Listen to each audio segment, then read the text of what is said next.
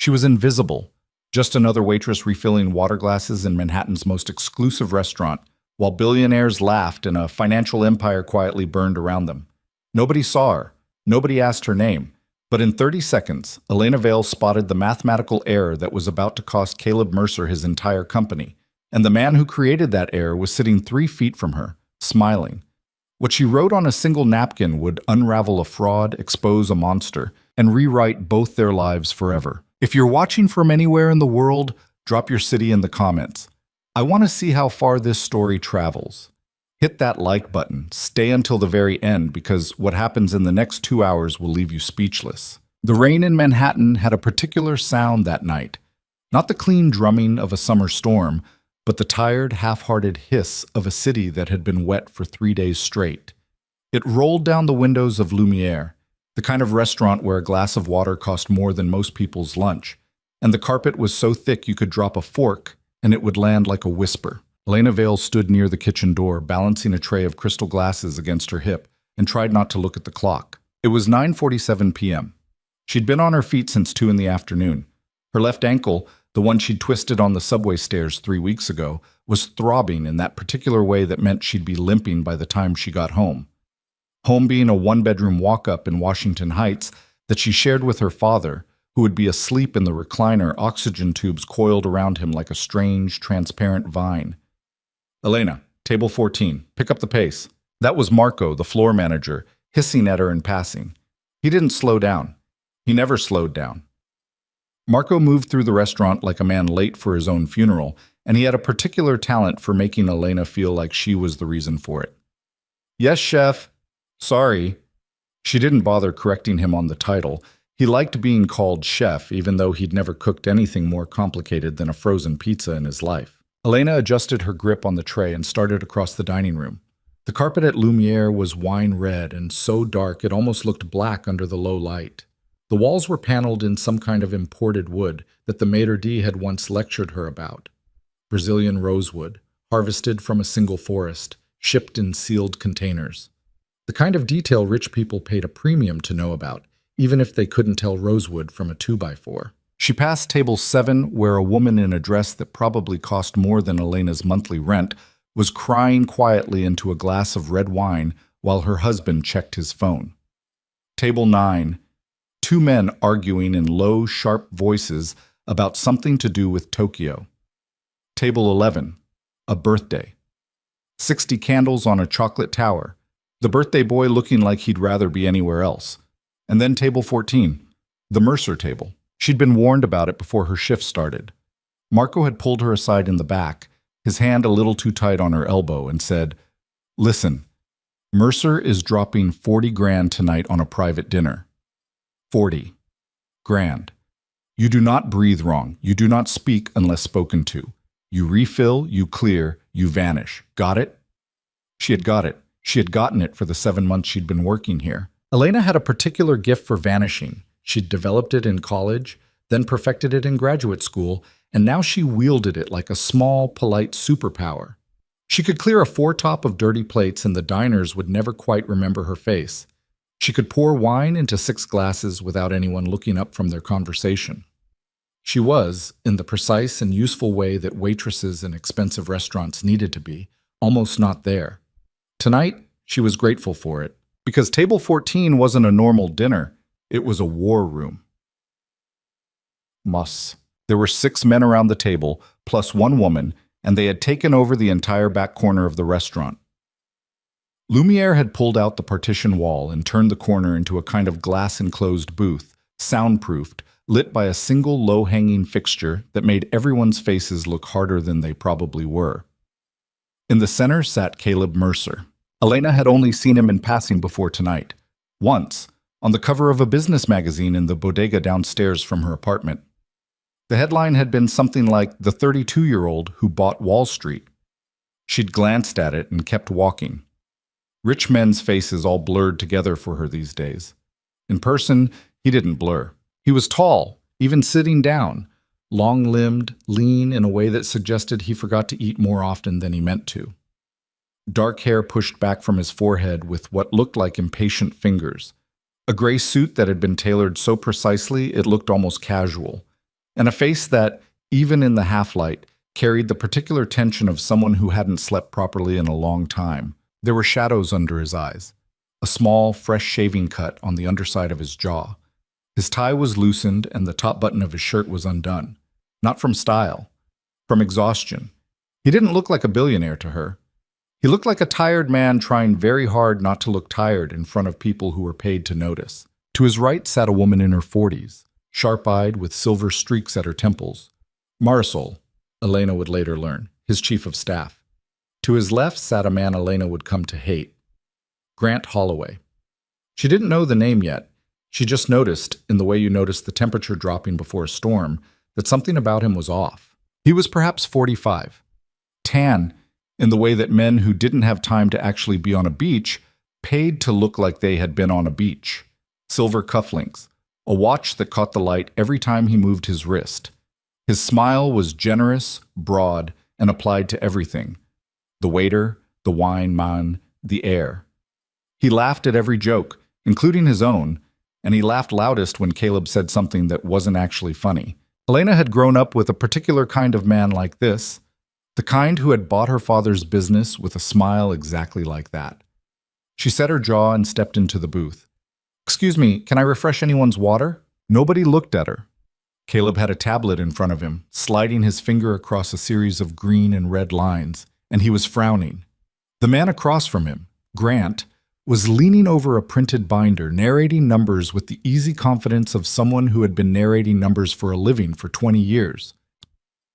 So the Q3 projection comes in at 1.8 billion, factoring in the Hong Kong arbitrage spread and the cross-currency hedge we discussed. Now the model assumes a 4.2% margin of error, which is standard for this kind of structured product. Elena lifted the water pitcher and started to pour. Quietly. Carefully. She had been pouring water for 7 months now, and she could pour around someone's elbow without making a sound. The offshore subsidiary has been positioned to absorb the capital gains tax exposure, which means by the time we close the position in early January, she moved to the next glass. The pitcher was cold against her palm. We're looking at a net upside of approximately 350 million, against a downside risk of, conservatively, no more than 40 million, which is, frankly, an exceptional risk-reward ratio in this market environment. There was a murmur of approval around the table. The other executives nodded. One of them, a young man with a buzz cut and a tie that was too tight, actually whistled softly. Caleb didn't whistle. He kept staring at the tablet. Elena moved to the third glass, Caleb's, and as she leaned in to pour, her eyes drifted, almost involuntarily, to the open binder on the table. There were numbers everywhere, columns of them, equations stacked in tight, dense rows. Most people would have seen a wall of digits and looked away. Elena saw a sentence. That was how it had always worked for her. Ever since she was 9 years old and her father had handed her a chalkboard and a piece of yellow chalk and said, "Show me what's wrong with this, mija." She didn't read numbers. She heard them. They had grammar. They had punctuation. A correct equation had a particular cadence to it, like a well-written paragraph. An incorrect one had a stutter, a missing comma, a verb in the wrong tense. The equation in Grant Holloway's binder had a stutter. She felt it before she understood it. A small, electric jolt in the back of her neck. The kind of feeling she used to get during competition rounds in college when she spotted a flaw in someone else's proof. Her hand froze on the water pitcher. She blinked. She read the equation again, then again. It wasn't subtle. It wasn't a rounding error or a typo. It was a structural mistake. The kind of mistake a graduate student would catch in an afternoon. Grant had set up a hedging model that depended on a covariance assumption, and the assumption was wrong. Not slightly wrong. Inverted. The risk wasn't 40 million on the downside. The risk, if she was reading the rest of the binder correctly, and she always was somewhere closer to 1.2 billion. Elena's hand started to shake. Just a little. A tremor in the pitcher. A drop of water spilled over the lip of Caleb's glass and landed on the white tablecloth. "Christ, watch what you're doing!" Grant's voice, sharp, annoyed. Elena startled, jerking her hand back, and another drop fell. Marco materialized out of nowhere. He was suddenly at her elbow, his fingers digging into her arm. his voice low and flat and furious. Apologize now. I'm I'm sorry, sir. I'll bring a fresh napkin. Grant didn't even look at her. He waved a hand, the gold of his watch flashing. Just be careful. This is serious work. Caleb glanced up. It was the first time he had looked at her all evening. His eyes were a strange color. Not blue, not gray, something in between, like the surface of a lake before a storm. They moved over her face for half a second, registered nothing in particular, and slid past her back to the tablet. He didn't see her. That was fine. She didn't expect him to. But as she stepped back, her tray pressed against her stomach, she did something she had not planned to do. Something that, if she had thought about it for even 10 more seconds, she probably wouldn't have done. She looked at Grant Holloway one more time, and she noticed then, for the first time, the particular way his hands moved when he talked, the way he stacked papers, the way he laughed, exactly half a beat after Caleb spoke, as if he was always watching for the moment to perform. She knew that hand. She knew that laugh. She had seen it in a different man, a different boardroom 14 years ago, when she was 16 and her father had come home from a meeting with shaking hands and a piece of paper he wouldn't show her. A buyout offer, a signature, the end of everything. Elena's throat tightened. She turned, walked out of the booth, and went straight to the kitchen. Behind the swinging doors, the kitchen was hot and loud and chaotic. Line cooks shouting, the hiss of the grill, the clatter of plates being plated and replated. Nobody noticed her. She walked past the prep station, past the dish pit, past the back office where Marco kept his clipboard, and stopped at the edge of the loading dock where the rain was sheeting down off the awning in a thin gray curtain. She stood there for a full minute, breathing. In, out. This is not your business, Elena. She told herself that. She told herself that very clearly. You are a waitress. You are not a math prodigy anymore. You haven't been for 14 years. You don't owe this man anything. He doesn't even know you exist. Walk away. Pour water. Go home. Take care of Papa. But she could see the equation, even with her eyes closed. She could see the cascade of consequences. The hedge would collapse. The offshore subsidiary wouldn't absorb the loss. It would amplify it because the cross-currency exposure was multiplicative, not additive. By the time anyone realized what had happened, the loss would be too deep to unwind. Companies would fold. Pensions would evaporate. Ordinary people, the kind of people who didn't sit in glass booths drinking $40,000 bottles of wine, would lose everything. And Grant Holloway would smile through all of it. Elena reached into her apron pocket. There was a pen. A cheap blue Bic that Marco made all the waitstaff carry. There was a stack of napkins, white linen, the good kind, soft as old paper. She took one out. She pressed it flat against the metal door of the loading dock. And she wrote. She didn't write a paragraph. She didn't write an explanation.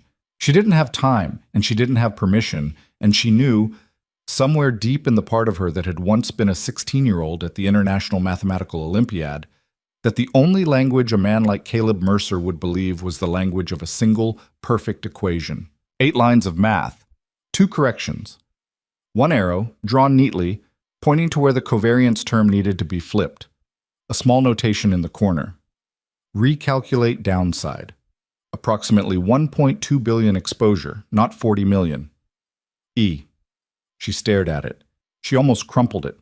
Almost. Then she folded it once, neatly, and went back into the dining room. The booth was loud now. Someone had ordered another bottle of wine. Grant was telling a story, gesturing broadly, and the buzz-cut executive was laughing too hard at it. Caleb was looking at his phone, his jaw set, his thumb moving across the screen in short, sharp strokes.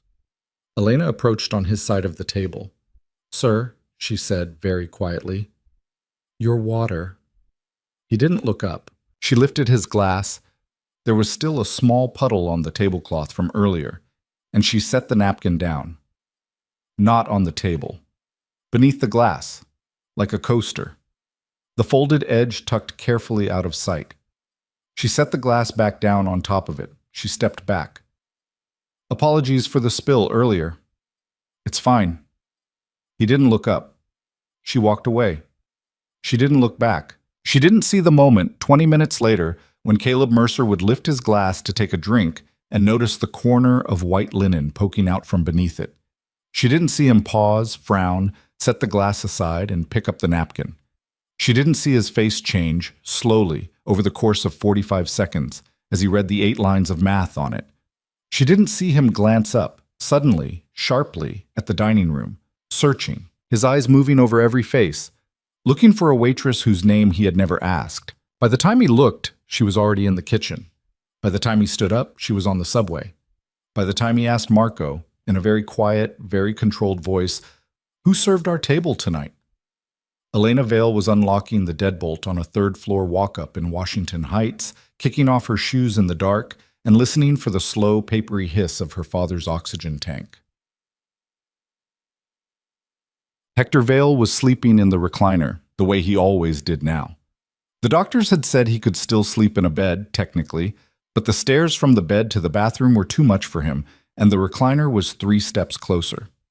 The trade-offs had gotten smaller and smaller over the past 2 years, until almost everything in their lives had become a calculation of 3 steps versus 4. Elena set her bag down on the kitchen counter.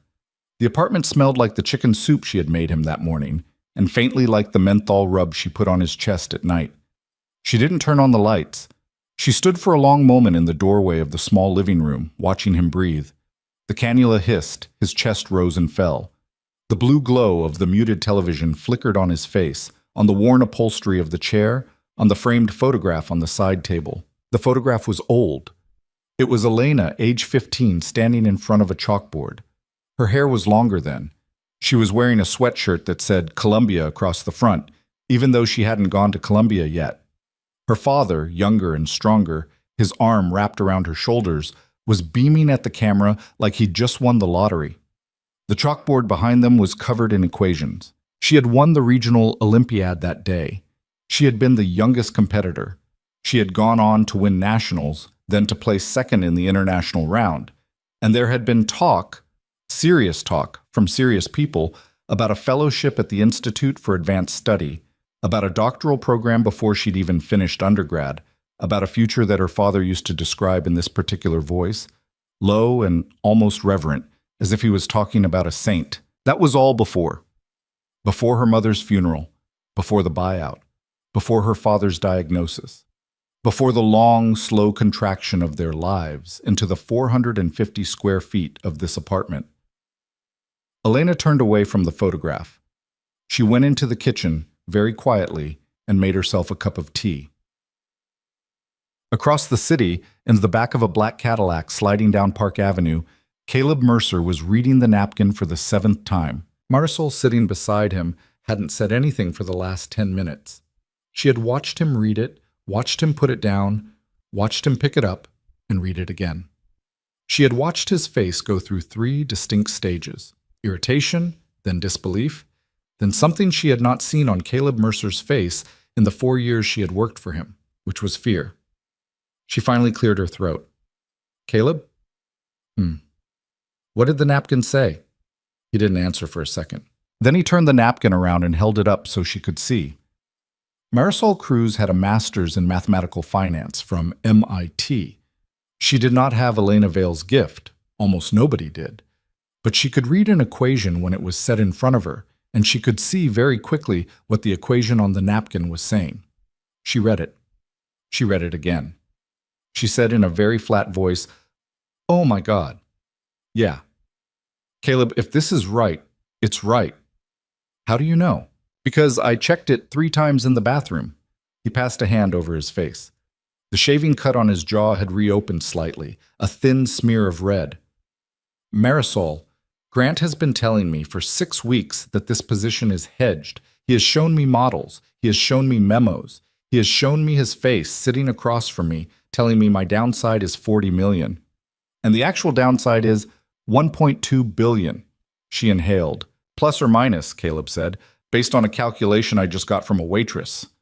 The Cadillac slid through a yellow light. The driver, who had been with Caleb for 3 years and had been trained to hear nothing, heard nothing. "Caleb," Marisol's voice was careful, "are you sure she's not just anything?" He was staring at the napkin again. "Look at the handwriting. Look at the way she set up the recursion. This isn't someone who guessed. This isn't someone who stumbled. She solved it in the time it took her to pour me a glass of water. There was a long silence. What do you want to do? Marisol said. Caleb didn't answer for a long moment. Outside, the rain had stopped. The Cadillac slid past the bright windows of stores that were closed for the night, past doormen standing under green awnings, past a homeless man asleep on a bench with a newspaper folded over his face. The city went on. The city always went on. Two things, Caleb said finally. First, pause the Hong Kong position. Tonight. I don't care how. Wake up Bautista, wake up legal, wake up whoever you have to wake up. We do not close that trade tomorrow. If Grant asks why, you tell him I want a second look. Done. And second, find her. Marisol blinked. Find the waitress. His voice had gone very quiet. I want to know who she is, where she's from, what her name is, where she went to school. I want to know why a woman who can write that on a napkin in 30 seconds is pouring water at Lumiere for $16 an hour. Caleb. Find her, Marisol. Marisol nodded, slowly. Then she pulled out her phone, tapped a contact, and started giving instructions in a low voice. Caleb leaned back against the leather seat. He folded the napkin very carefully along its original creases. He put it in the inside pocket of his suit jacket against his chest, where his phone usually sat. He closed his eyes. He thought, for the first time in a very long time, about how strange the world was, about how a single piece of folded linen could pass between two people who would not have, under any normal accounting, ever truly seen each other, and how that piece of linen could change the trajectory of an empire. He thought about Grant. He thought about the smile. He had known Grant Holloway for 11 years. They had built half the firm together. Grant had been the best man at his wedding. Grant had held his son in the hospital nursery the day Noah was born, 3 years ago, 6 weeks before Caleb's wife Sarah had been killed by a drunk driver on the FDR. Grant had cried at the funeral. Caleb opened his eyes. The Cadillac was pulling up to the gates of his apartment building on Central Park West. The doorman was already moving toward the curb. Upstairs, in a child's bedroom decorated with rocket ships, his 3-year-old son was asleep in a pile of stuffed animals, and a night nurse named Genevieve was reading a paperback in the kitchen. He thought, if Grant did this on purpose, I will end him. He thought, and if he didn't, I still need to find that waitress. Elena couldn't sleep. She lay on her narrow bed, staring at the ceiling, listening to the radiator hiss and her father breathe. Her ankle hurt. Her shoulders hurt. Her hands hurt. In that particular way they hurt when she'd been gripping a tray for 8 hours. She kept seeing the equation. She kept seeing Grant Holloway's hands. Around 2 a.m., she gave up. She got out of bed in her t-shirt and pajama pants, padded barefoot into the kitchen, and turned on the kettle. The blue light of the gas burner flickered. She pulled down the small wooden box where she kept her tea, and her fingers paused. There was something behind the box. A folded piece of paper, yellowed at the edges, that she hadn't looked at in years. She didn't know why she pulled it out tonight. She just did. It was a letter from the dean of the mathematics department at Princeton, dated March of her sophomore year. Dear Miss Vale, we are deeply sorry to learn of your decision to withdraw from the program. We would like you to know that the door remains open indefinitely should your circumstances change. The kettle whistled. Elena stared at the letter for a long moment. Then she folded it again, put it back behind the box, and made her tea. She thought, I shouldn't have written on that napkin. She thought, I shouldn't have signed it E. She thought, nothing's going to come of it. He'll throw it away. He won't even look. People like that don't read what waitresses write. She thought, in a smaller voice she didn't quite admit was there, but what if he does? Chim. The next morning at 6:14 a.m., Marco called her cell phone. She was in the kitchen, scrambling eggs for her father, who was awake now, watching the news with the volume too low, the way he always did. She wiped her hands on a dish towel and answered. Marco? Elena, you need to come down to the restaurant. I'm not on until 4. Today, now, as soon as you can. There was something in his voice she didn't recognize. It wasn't his usual brisk, irritated tone. It was something else, something almost careful. Marco, is everything okay? Just come, Elena. There's someone here who wants to talk to you.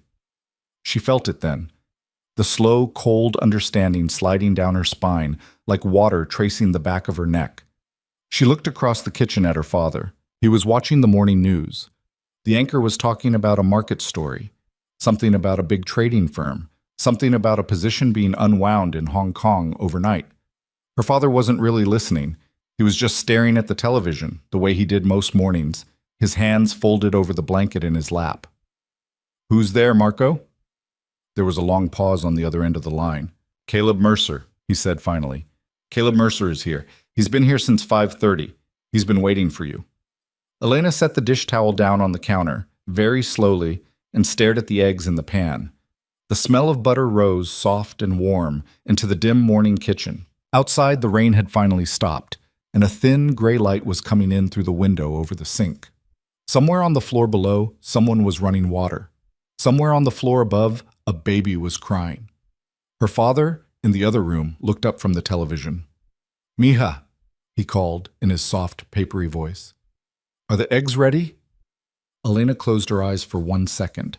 Then she opened them, slid the pan off the burner, and reached for a plate. "Coming, Papa," she said. "They're coming right now." She did not yet know, could not yet know, that the equation she had written on a napkin 12 hours earlier had already moved more money in a single night than her family had earned in 3 generations. She did not know that a man named Grant Holloway was at that very moment sitting in a glass-walled office on the 42nd floor of a midtown skyscraper, staring at his computer screen with his hand over his mouth, watching a position he had spent 6 weeks engineering quietly evaporate. She did not know that he had, in the last 20 minutes, called 3 different people on 3 different phones, and that none of them had answered. She didn't know any of that yet. All she knew was that the eggs were getting cold, her father was waiting, and somewhere across the city, in a too-bright restaurant on a wet Tuesday morning, a billionaire was sitting at her table. She slid the eggs onto a plate. She set them on a tray. She carried them to her father. And then she went to her closet, pulled out the only blazer she owned, and started getting dressed. The blazer was dark blue, slightly too big at the shoulders, bought 3 years ago from a Goodwill on Broadway because her then-boyfriend had said she needed something that looked professional for a job interview at a tutoring center. She'd gotten the job. She'd worn the blazer twice. It had been hanging in the back of her closet ever since, behind the winter coats and the box of her mother's things she hadn't opened in years. She put it on over a white button-down shirt, checked herself in the bathroom mirror for approximately 4 seconds, decided she looked like what she was, a tired woman in a borrowed blazer, and stopped looking. Her father was eating his eggs slowly, the way he ate everything now. The oxygen tank sat beside his chair, and the morning news was still murmuring, and he watched her come out of the bathroom with that particular look he had, the one that was trying to be casual and was not even slightly casual. "You're going in early," he said. "Yeah. Marco needs me for something." He studied her. Hector Vale had been many things in his life. A small business owner, a bookkeeper, a man who could build a cabinet from raw lumber and cook a full Sunday dinner at the same time. His hands were thinner now, and his chest did the work of breathing in a way that sounded effortful, like someone pushing a heavy door. But his eyes were exactly what they had always been. Sharp, dark, patient. The eyes of a man who had spent a lifetime listening to what people weren't saying. "Elena, Papa, the eggs are going to get cold." "Elena, look at me." She stopped. She looked at him. "Something happened," he said. It wasn't a question. "Nothing happened. I just need to go in." He held her gaze for a long moment. Then he picked up his fork and went back to his eggs. "Be careful," he said quietly, to the plate. She kissed him on the top of the head, grabbed her bag off the hook by the door, and left. On the subway downtown, pressed against a door in a packed car that smelled like wet coats and somebody's breakfast sandwich. She tried to organize herself. She was not nervous, she told herself. There was nothing to be nervous about. A wealthy man had read a napkin. He probably just wanted to know if it was a joke. Or a prank. Or he wanted to yell at her, which would be fine, actually. She'd been yelled at in restaurants before, and had survived it with minimal damage to her composure. She thought, he's going to ask who showed it to you. As if a waitress couldn't have simply read a model. She thought, he's going to be condescending about it. They always are. She thought, I should have stayed in the kitchen last night. The train lurched. Someone's elbow caught her in the ribs. She grabbed the overhead rail and stared at a chewing gum advertisement until her stop came. Lumiere looked different in the morning. Without the low lighting and the wine-red carpet effect, without the clatter and the heat of a full service, it was just a large room. A bit cold. The chairs were still upside down on most of the tables, legs pointing at the ceiling. The carpet looked more brown than red in the daylight. The paneled walls, the imported rosewood that the maitre d' was so proud of, looked like exactly what it was, expensive wood in an expensive room that mostly served the purpose of making people feel like their money was well spent. Marco was standing near the hostess stand, his clipboard pressed to his chest like a shield. When Elena came through the service door, he looked at her with an expression she had never seen on his face before. Something adjacent to awe, or possibly terror. It was hard to tell. "He's in the back booth," Marco said in a low voice. "He's been here since 5:30.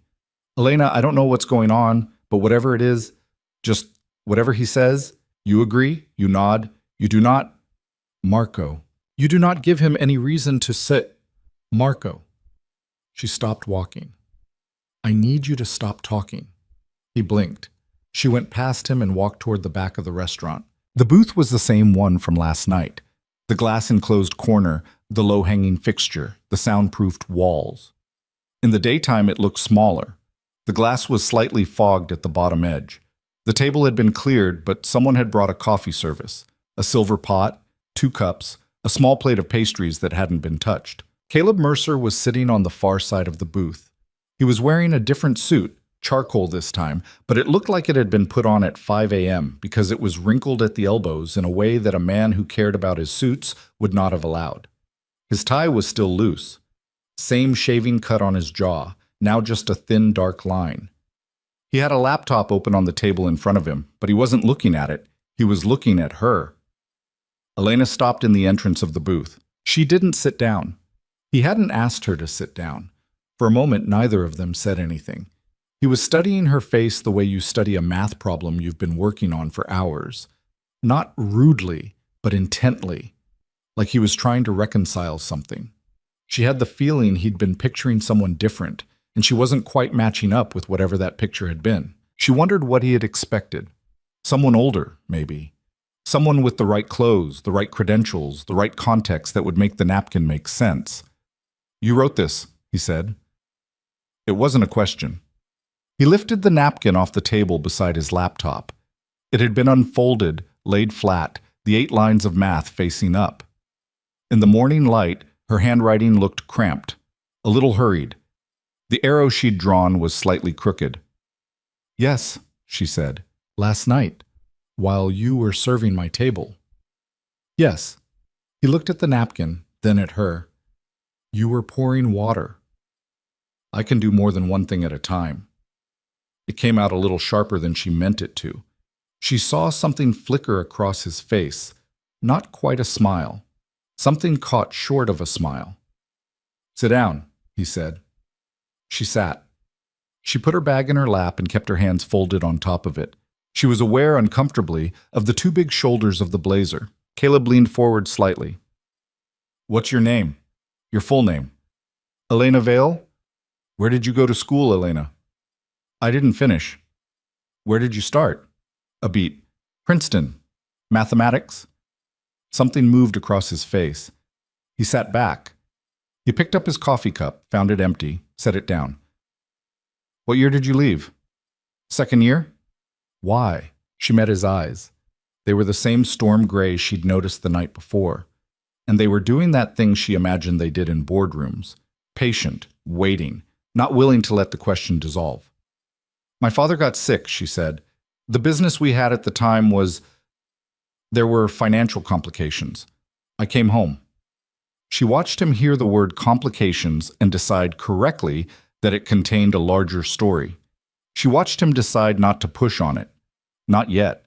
He turned the napkin slightly, aligning it with the edge of the table. "You saw this from across the table, while you were working. The binder was open, the equation was visible. In a font probably this big." He held 2 fingers about a centimeter apart. "The structure was clear enough, Elena." He set his hands flat on the table. "I've had 3 financial analysts look at that same model over the past 6 weeks. My chief of staff has a master's in mathematical finance. None of them caught this. I'm not saying they're bad at their jobs. Then what are you saying? She thought about how to answer that. The honest answer was that she had a gift that didn't make polite sense, that she'd always been able to see the architecture underneath the model, the way some people heard a wrong note in a piece of music. But that was a difficult thing to say to a stranger across a table without sounding like you were being difficult. I'm saying the error is structural, she said. It's not in the numbers, it's in the setup. Your analysts were probably verifying the calculations, not questioning the underlying assumptions. Those are different tasks. He looked at her for a long moment. The covariance term, he said. Yes. Walk me through it. She blinked. Right now? Right now. She glanced at the laptop. He turned it to face her. The model was open. Not Grant's binder, but a rebuilt version, cleaner, spreadsheet format. She studied it for maybe 15 seconds. She reached forward and pointed at the screen, not touching it, just hovering. Here, she said. This term. It's set up to model the relationship between the Hong Kong position and the dollar hedge as positively correlated, which would make sense if markets were moving the same direction. But in the scenario your firm is positioning for, a rate shock combined with yuan pressure, they invert. They move against each other, which means your hedge doesn't reduce risk, it doubles it. She sat back. At a 1.2 billion downside, she said, give or take how quickly you can unwind. Caleb hadn't moved while she was talking. He'd just watched her face. She had the distinct, uncomfortable feeling of being read, carefully, thoroughly, like a document he needed to understand and had limited time to do it. How fast? He said. How fast did I see it? How fast can you rebuild the entire model correctly? She opened her mouth, closed it. Mr. Mercer, with access to the full data set, real numbers, not what Grant showed the table last night. She stared at him. He stared back. I don't work for you, she said. Not yet. I'm a waitress. You were a waitress, he said. You walked into this restaurant this morning, and I'd like to offer you a job. The word just sat there on the table between them, next to the untouched pastries and the empty coffee cup. Elena looked at the laptop screen. She looked at the napkin, still laid flat, her cramped handwriting in cheap blue ink. She thought about the Princeton letter in her kitchen, behind the tea box. She thought about what it had cost her, and more importantly, what it had cost her father, to have a conversation like this one, 14 years too late, at a table that wasn't hers, in a restaurant where she was still, technically, on Marco's payroll. What kind of job? She said carefully. Financial analysis. Starting position, senior analyst level, because you are apparently more qualified than everyone I am currently paying at that level. Full benefits, pension contribution, he paused. And I will need you to come to the office with me this morning, if you're available, because I have a situation that requires someone who can work very fast and without bias. She almost said without bias? But she heard the word the way he meant it. Someone who hadn't been trained inside his firm. Someone who hadn't already been shown the story Grant Holloway wanted told. What's the situation? She said. He was quiet for a moment. He looked at the napkin one more time. I think, he said, choosing each word with a care that told her this was very difficult for him to say, that someone inside my organization has been deliberately building models designed to fail, not from incompetence, from design.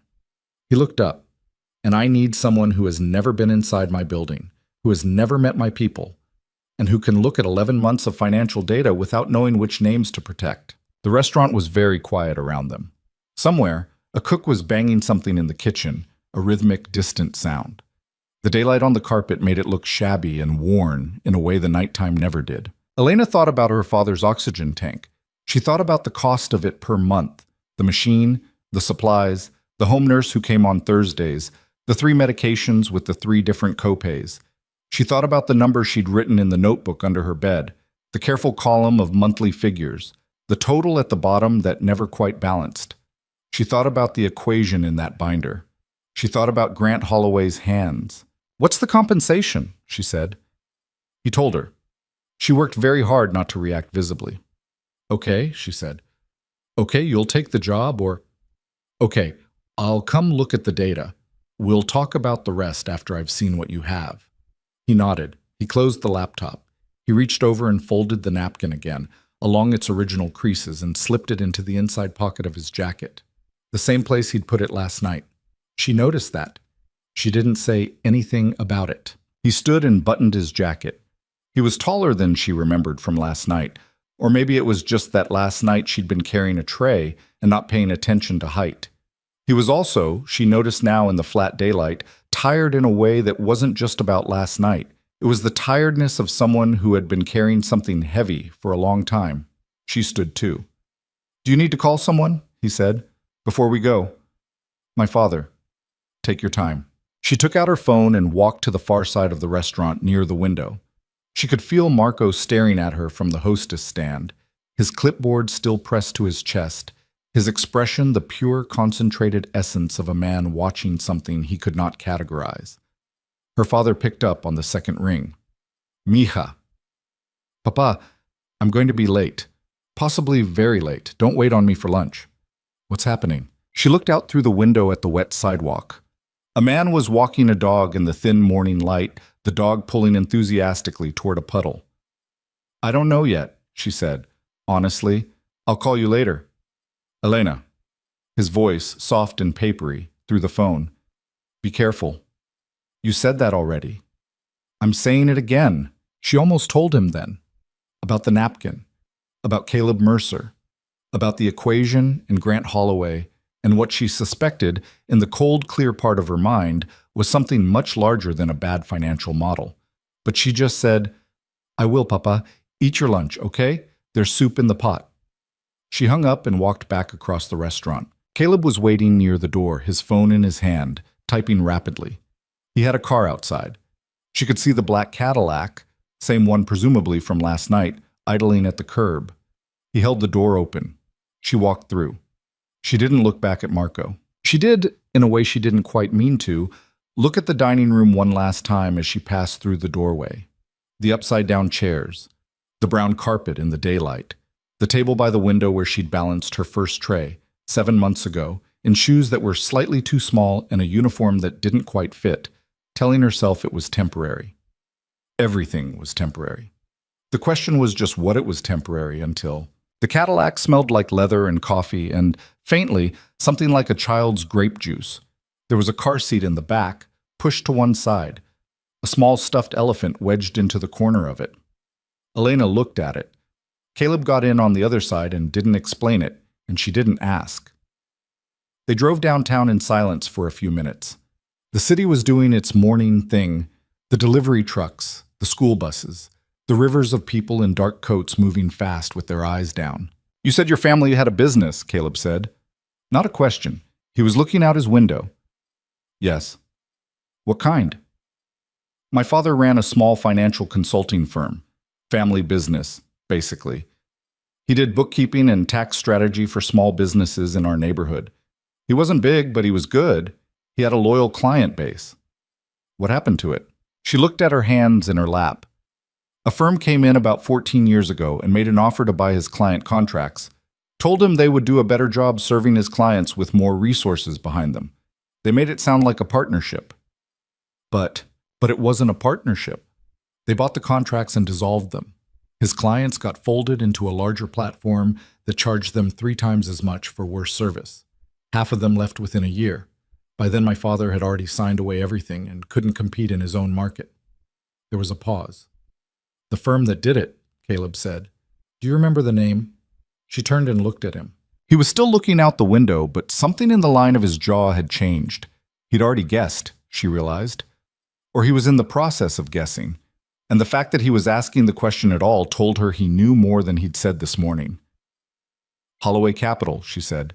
It was a smaller company then, one of Grant Holloway's early acquisitions. The Cadillac rolled through a light. Caleb didn't say anything for a long time. When he finally spoke, his voice was very quiet. "Grant Holloway has been my chief analyst for 9 years. He's been with my firm almost since the beginning." "I know," she said. "You knew that last night." "I didn't know his name last night. I just recognized..." She stopped. "There's a kind of person who does a certain kind of thing. I recognize the kind." Caleb finally turned from the window and looked at her directly. "And you still wrote on the napkin," he said. "Ignoring a structural flaw in a financial model isn't something I'm capable of." She paused. "It's not a choice. I just see it, like a spelling error in a sentence. He held her gaze. She had the feeling again of being read, but also this time of something being decided. I want to be straight with you, he said. I don't know yet what Grant has done. I don't know if this is incompetence or something worse, but I have a meeting with him at 2 o'clock today and I need to know what I'm walking into. How much data do you have available? Marisol is pulling everything from the past year, server access, original model files, communication logs, everything your clearance level would allow. What clearance level do I have? Mine. She blinked. You have my personal clearance, he said, which is full access to everything in the firm's financial systems. That's not something I give to people I've known for 3 hours. You've known me for less than 3 hours. I know. He said it without apology. Does that bother you? She thought about it honestly. It should bother you more than it bothers me. Something crossed his face. He almost laughed.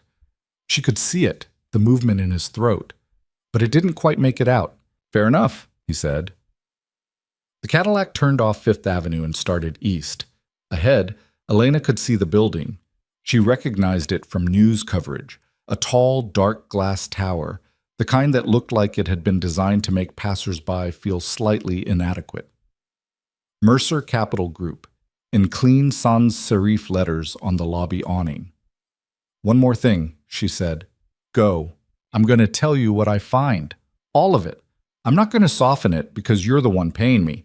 If there's something bad in there, you'll hear it from me directly, and I won't bury it in language. He looked at her.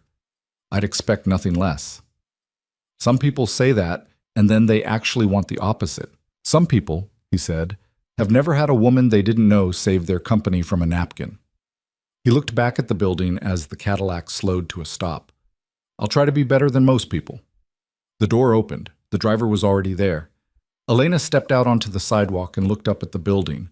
The glass reflected a strip of pale morning sky. Her reflection was small and dark in it. The too big blazer, the bag on her shoulder, the face she was trying to keep neutral. She thought, this is either the biggest mistake you've ever made or the thing you've been waiting for without knowing it. She couldn't tell which. She couldn't tell yet. Caleb came around the car and stood beside her. Ready? He said. She was not ready. She was a 30-year-old woman who had been pouring water 11 hours ago and had not slept. Her ankles still hurt. She had not eaten anything except half a cup of tea, and she had less than $40 in her bank account until Friday, which was 3 days away.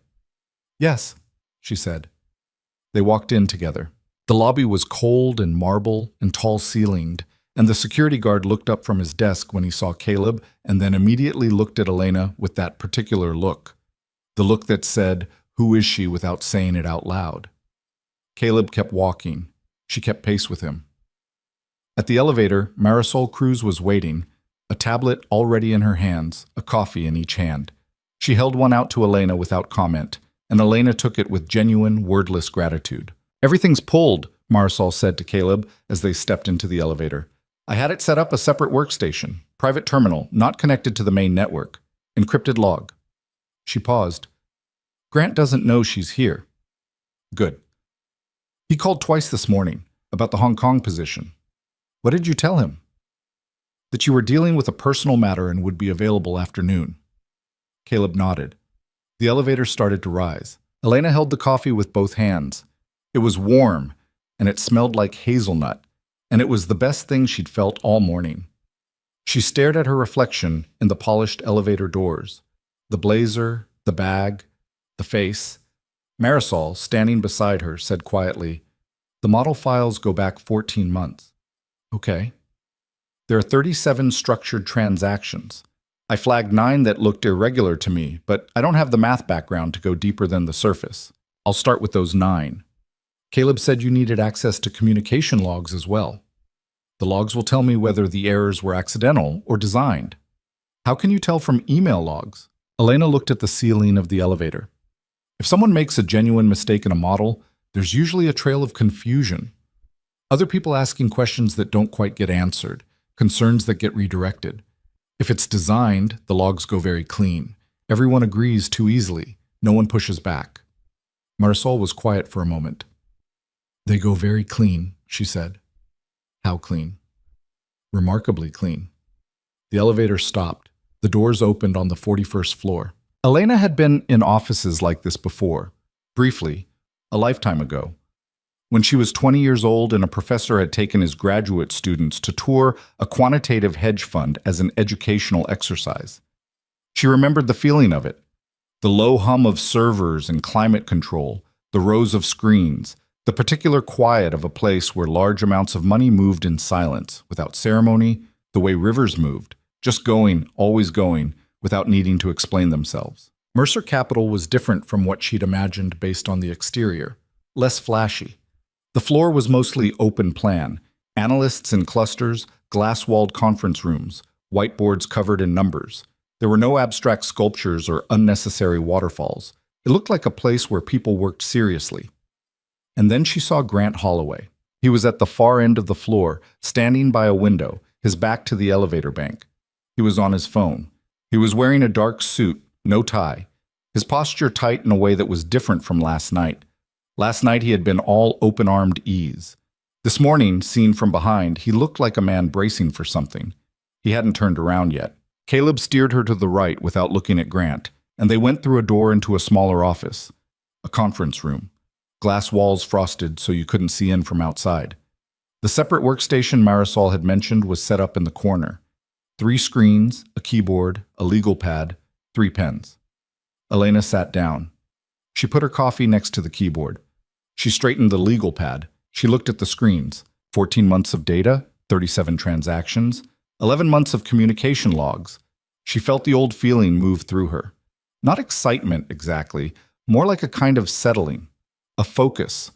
The same feeling she'd had at 8 years old with a chalkboard, at 15 standing in front of a competition panel, at 19 the last night she'd spent in a university library before she got her mother's phone call and drove home and never went back. She pulled up the first flagged file. "I need 3 hours," she said. "You have 2, Caleb said from the door. "Grant meets with me at 2. She looked over her shoulder. He was watching her with an expression that was hard to name, something measured and wary, and underneath both of those, something that looked a lot like hope.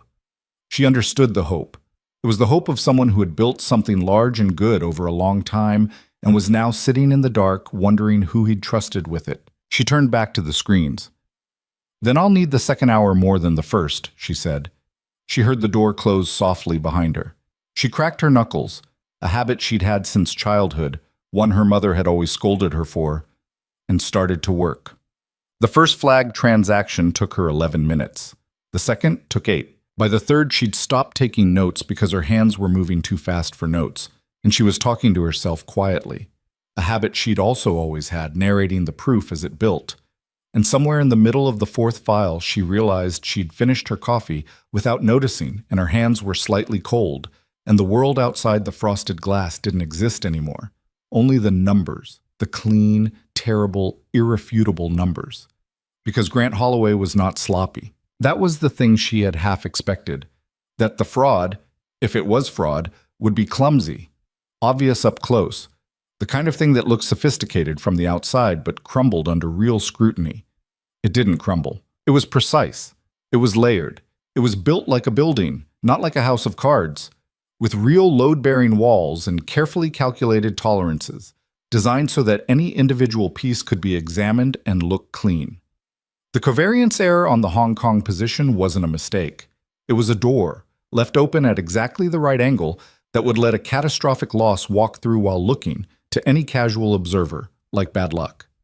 And it had been built that way deliberately. She found the evidence in the communication logs, not in what was said, but in what wasn't. A specific mathematical concern raised in an internal memo by a junior analyst named Ria Desai 11 months ago had been redirected to a dead thread and never answered. Grant's response, she found it, 3 messages deep, was a single line. "Thanks, Ria. I'll review and circle back." He'd never circled back. Ria apparently had not pushed it. Ria Desai, Elena noted on her legal pad. She underlined the name twice. There were 6 transactions where the structural flaw was deliberate. Not all 37. Most of the portfolio was legitimate. But 6, aggregated, represented a total potential loss to the firm of somewhere between $800 million and $1.4 billion, depending on market movement. And they were timed. They were not random. They cohered in a way that told Elena, with the kind of certainty she'd learned to trust in herself long ago, that someone had engineered them to collapse at roughly the same moment. She sat back from the screen. Her neck hurt. She'd been leaning forward for, she checked the clock, 2 hours and 6 minutes. She took a breath. She picked up the legal pad and read what she'd written. Then she turned to a fresh page and wrote out what she'd need to say to Caleb. She was concise. She had learned to be concise. Long explanations, in her experience, gave people too many places to escape to. She needed him to understand this in the time it took to walk from this room to wherever he was meeting Grant. She stood up. Her ankle stabbed at her. She'd forgotten about it. She picked up her pad and walked to the conference room door and opened it. Marisol was standing 3 feet from the door, as if she'd been pacing in that exact spot for the past 2 hours. "I need Caleb," Elena said. "Right now, before he goes in with Grant." Marisol looked at her face. She read whatever was on her face.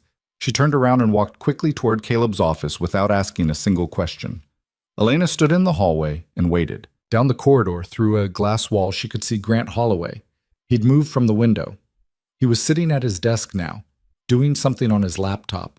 But his posture was too still, his back too straight, the way a person sits when they're waiting for something and they're trying not to show it.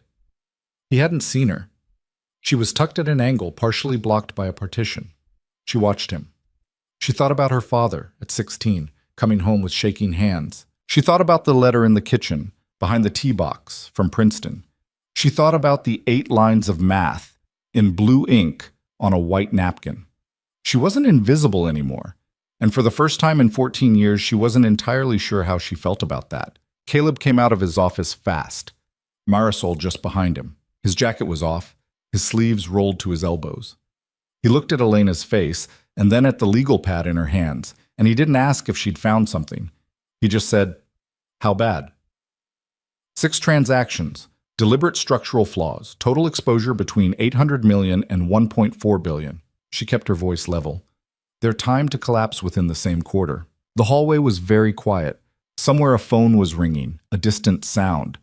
Down the corridor, through the glass walls, a group of analysts were bent over a table, pointing at spreadsheets, oblivious. Caleb's jaw tightened. "You're certain?"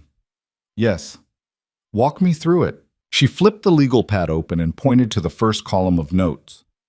Her handwriting was cramped, fast, the kind of shorthand she'd developed in college when she needed to work faster than she could think. The Hong Kong position was the door.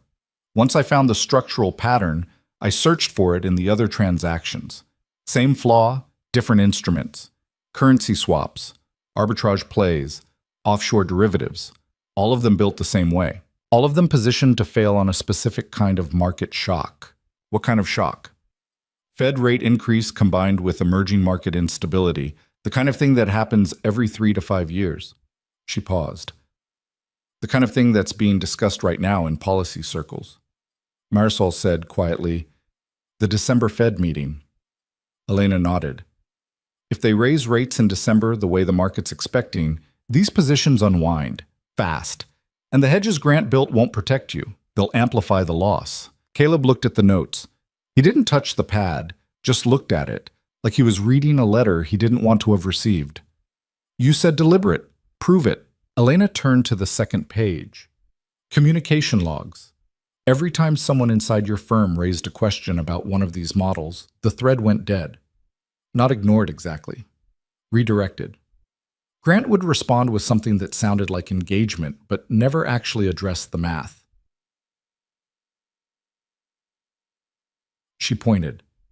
"Here, a junior analyst named Ria Desai flagged a covariance issue 11 months ago on the Dubai currency swap. Grant's response was polite, accommodating, and completely empty. He said he'd review it. He never did." Did Ria follow up? Once, 3 weeks later. Grant told her he'd consulted with an external auditor and the model had been cleared. Elena looked up. "I checked. There was no external audit." Marisol was staring at the legal pad now. Her face had gone very still. Caleb said, "What else?" "The timing of the transactions follows a pattern. They weren't opened randomly. They were opened in sequence, with each one positioned to create liquidity pressure on the next. If the first one collapses, it triggers margin calls that force you to liquidate the second. The second triggers the third. It's a cascade. Designed to take down the entire firm. Designed to make it look like market conditions took down the firm, Elena corrected. The individual transactions all look legitimate. It's only when you see them together, in sequence, that the architecture becomes visible. Caleb was quiet for a long moment. He turned and looked down the corridor, toward the glass-walled office where Grant Holloway was sitting, perfectly still, staring at his laptop. "He's been with me for 9 years, Caleb said. His voice was flat. Not disbelieving, just processing.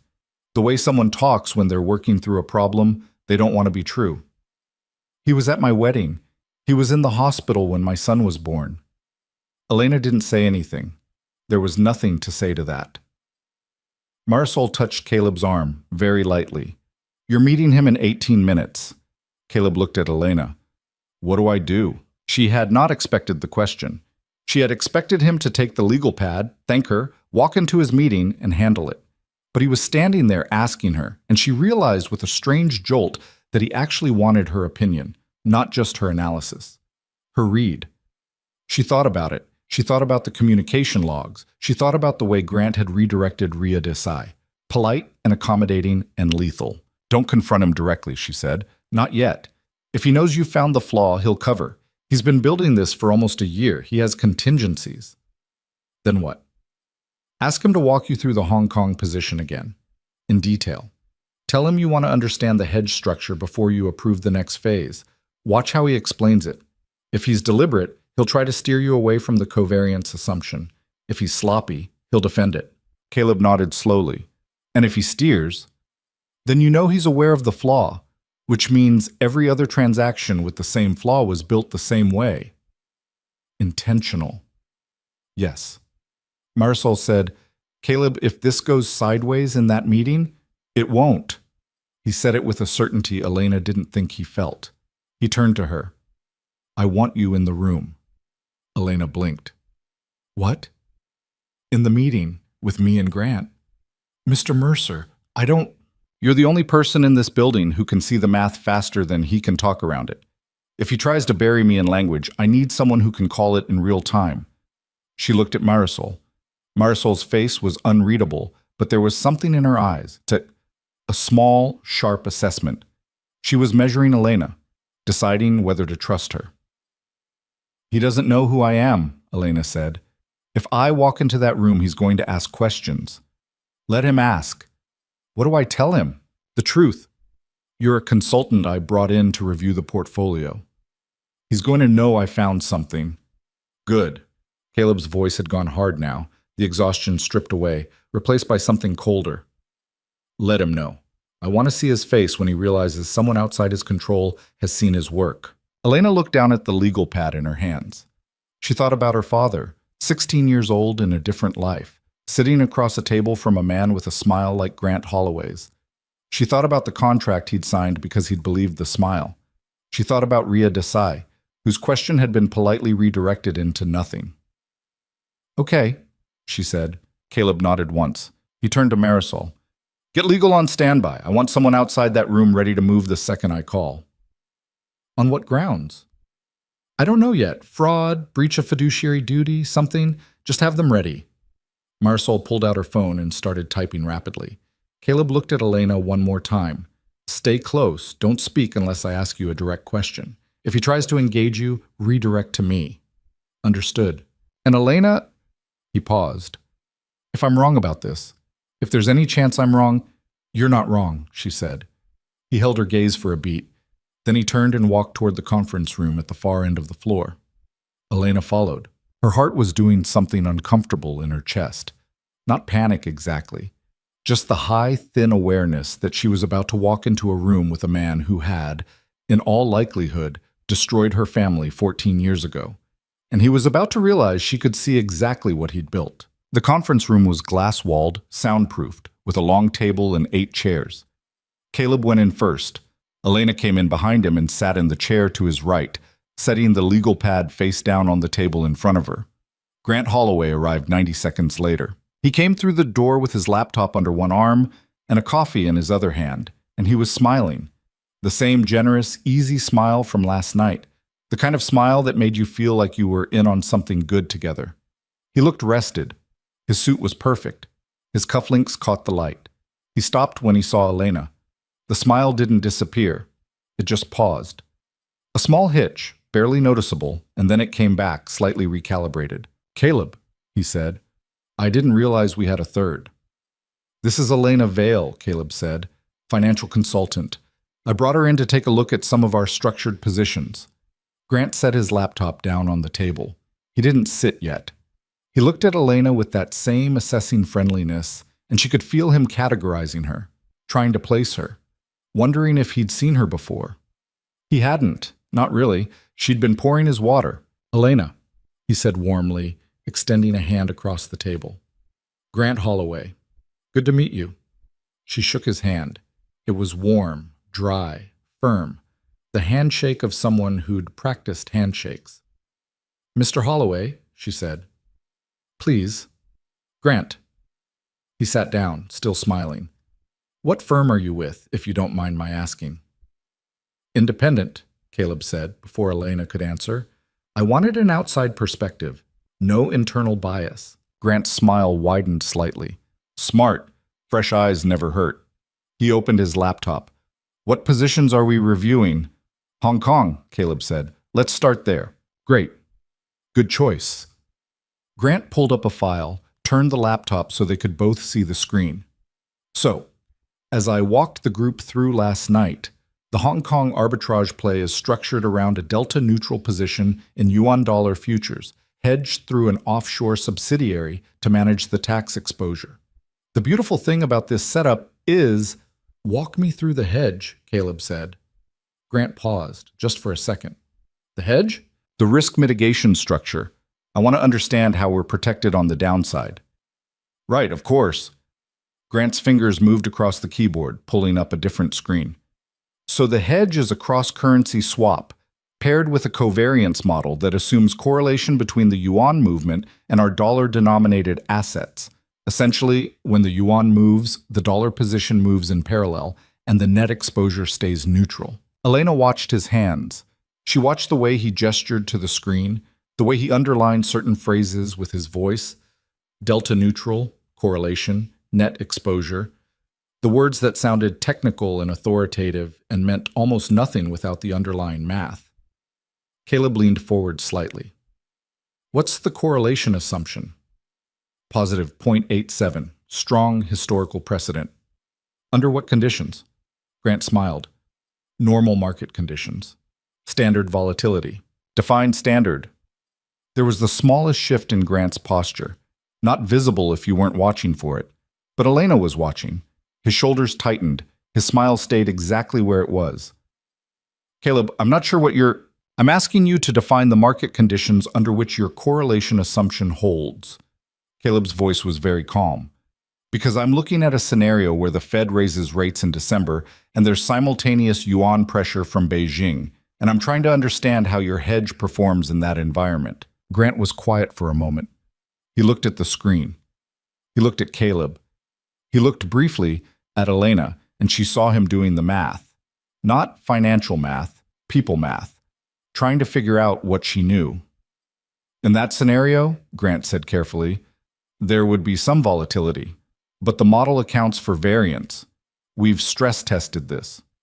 "Who stress-tested it?" "My team. Ria ran the simulations last spring." Elena kept her face neutral. She knew, from the communication logs, that Ria had done no such thing.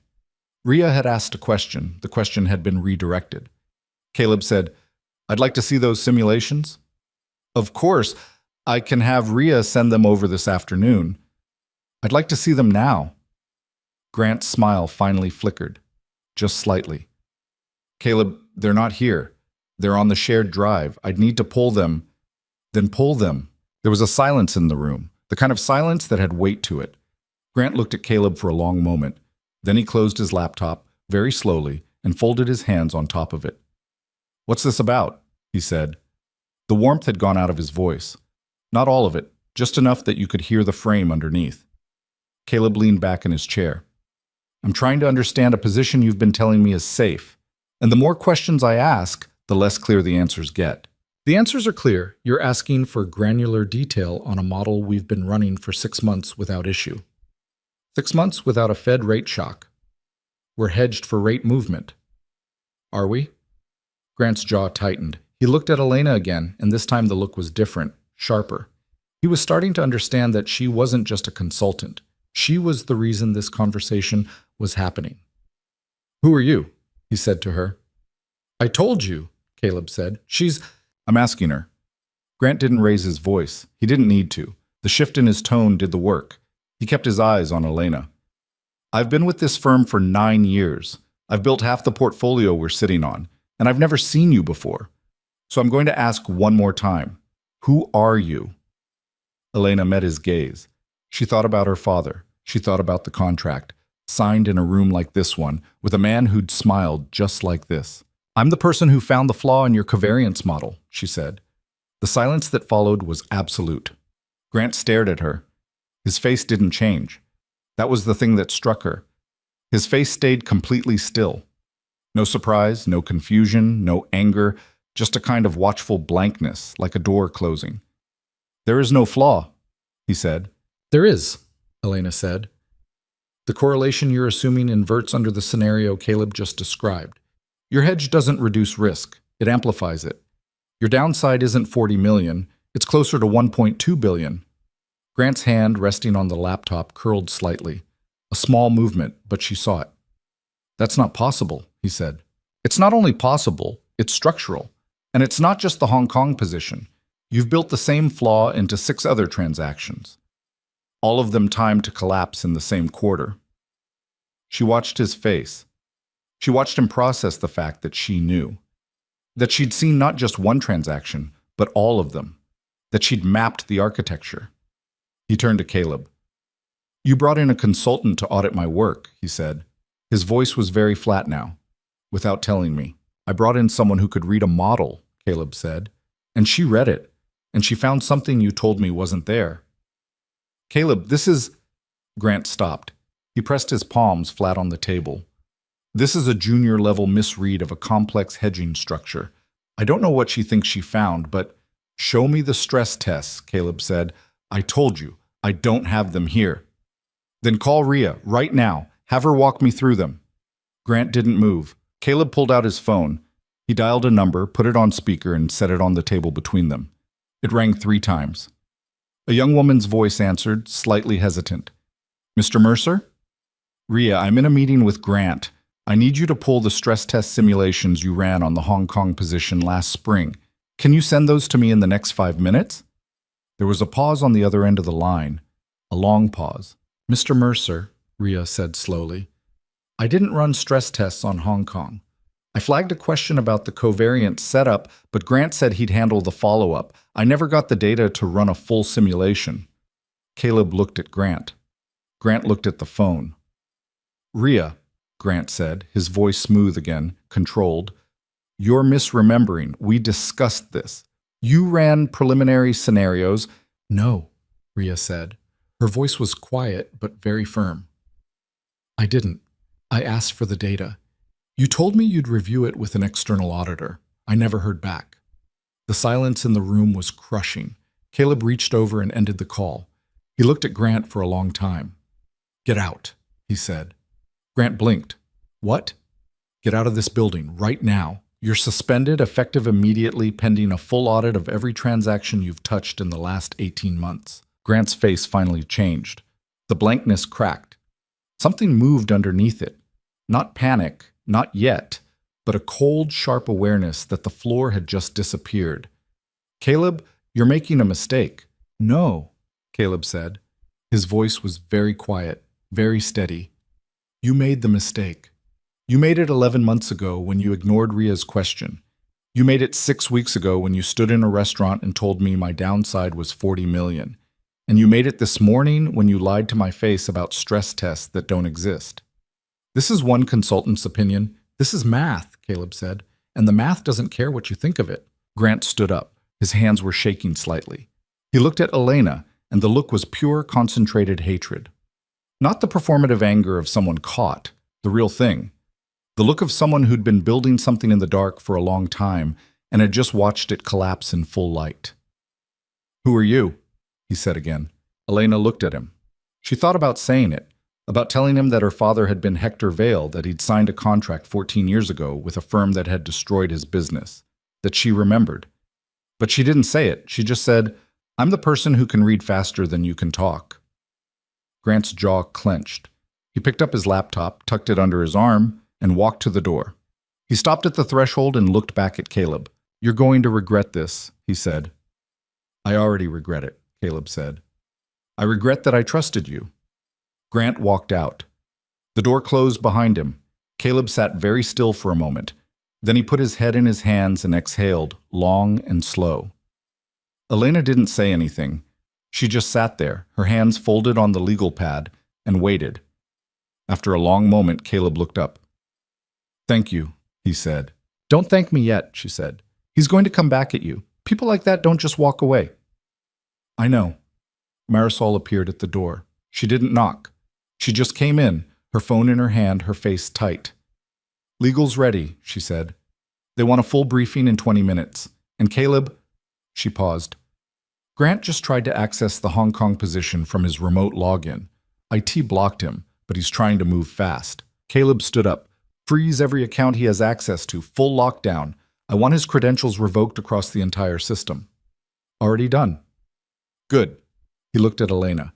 "I need you to write up everything you found. Full breakdown. We're going to need it for legal and probably for the SEC." Elena nodded. "How detailed?" "Detailed enough that someone who's never seen the models can follow the logic. Assume your audience is smart but not specialized." "Okay. And Elena—" He stopped. "I'm keeping you on. Not as a consultant. As senior analyst. Full-time, if you'll take it." She looked at him. She thought about her father in the recliner. She thought about the oxygen tank, the medical bills, the notebook under her bed. She thought about the equation on the napkin. "I'll take it," she said. "Good." He turned to Marisol. "Get her an office. Get her a terminal. Get her whatever clearance she needs. As of right now, she reports directly to me." Marisol nodded. She looked at Elena with an expression that was hard to read. Not quite approval, not quite caution. Something in between. "Welcome to the firm," she said. Elena almost laughed. She didn't. She just said, "Thank you." Caleb left the room, Marisol following. The door closed behind them, and Elena was alone in the glass-walled conference room with the legal pad and the faint smell of Grant's coffee, still sitting on the table where he'd left it. She looked out through the glass walls at the office beyond. Analysts moving between desks, phones ringing, screens glowing, the hum of a place where enormous sums of money moved quietly, constantly, beneath the surface of normal conversation. She had walked into this building 4 hours ago as a waitress. She was leaving it as something else. She wasn't sure what, exactly. The shape of it was still forming, but she could feel it settling around her, the weight and the promise and the danger of it. She picked up the legal pad and walked out of the conference room. Down the corridor near the elevator bank, she saw him. Grant Holloway was standing by the window, his back to the floor, his phone pressed to his ear. He was talking fast, low, his free hand moving in sharp, tight gestures. She couldn't hear what he was saying, but she could see his reflection in the glass, and she could see very clearly the expression on his face. It wasn't defeat, it was calculation. He turned slightly, and for just a second his eyes met hers in the reflection. He smiled, not the warm, generous smile from before, something thinner, colder. Then he turned and walked toward the elevator. Elena stood very still and watched him go. She thought, "He's not done." She thought, "This isn't over." And she was right. By 6 o'clock that evening, Grant Holloway had retained a lawyer, filed a wrongful termination claim, and sent a carefully worded email to 3 major financial journalists suggesting that Mercer Capital Group was experiencing internal instability due to unqualified personnel making reckless accusations. By 8 o'clock, 2 of those journalists had called Caleb's office asking for comment. By 10 o'clock, someone had leaked a partial version of the Hong Kong model to a trading forum, stripped of context, framed to make it look like Mercer Capital was over-leveraged and heading for collapse. The stock price of Mercer Capital's publicly traded fund dropped 4% in after-hours trading. And in a small apartment in Washington Heights, Elena Vale sat at her kitchen table with her laptop open and her phone ringing. Marisol, calling for the third time, and stared at the screen in front of her. She'd been writing the breakdown Caleb had asked for, full detail, clean language, step-by-step logic, but halfway through she'd paused and opened a different file. The communication logs. She'd gone back through them, not looking for the redirected questions this time, looking for something else, a pattern she'd only half noticed before, and she found it. Grant hadn't just been building bad models. He'd been positioning himself. Every memo, every email, every carefully phrased response, they were all creating a paper trail that made him look cautious, diligent, and concerned. And they made everyone else, including Caleb, look like they'd approved decisions without sufficient scrutiny. If this went to court, Grant had documentation that would make him look like the responsible party raising concerns, and Caleb like the reckless executive ignoring them. It was brilliant. It was also, she realized with a cold, sinking feeling, not something he'd built in the last 9 years. She pulled up the timeline. She cross-referenced the transaction dates with external events, mergers, acquisitions, personnel changes at the firm, and she saw it.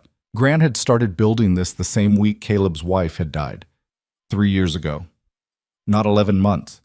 3 years of small, careful moves, positioned so that when it all collapsed, it would look like the chaos of a grieving widower who'd lost control of his company, and Grant would be the steady hand who'd tried to save it. Elena's phone buzzed again. Marisol. She answered. Elena, where are you? Home. I'm still working on the breakdown. Stop. We have a bigger problem. Marisol's voice was tight. Grant's lawyer just filed an injunction to freeze the internal audit. They're arguing that suspending him without due process violates his employment contract. If the injunction goes through, we can't access his files. We can't prove anything. Elena's hand tightened on the phone. When's the hearing? Tomorrow morning, 9 a.m. That's not enough time to... I know, Marisol exhaled. Caleb's meeting with legal right now, but Elena, if we lose this injunction, Grant walks, and he takes everything with him. Elena looked at the screen, at the timeline, at the 3 years of carefully constructed coverage. He's not just covering his tracks, she said. He's rewriting the story. He's been building a version of events where he's the victim and Caleb's the liability. There was a pause on the other end. Can you prove that? Marisol said. I can map it, but it's not going to be clean. It's going to look like interpretation. Then make it not look like interpretation. Make it math. Elena closed her eyes. She thought about the equation on the napkin.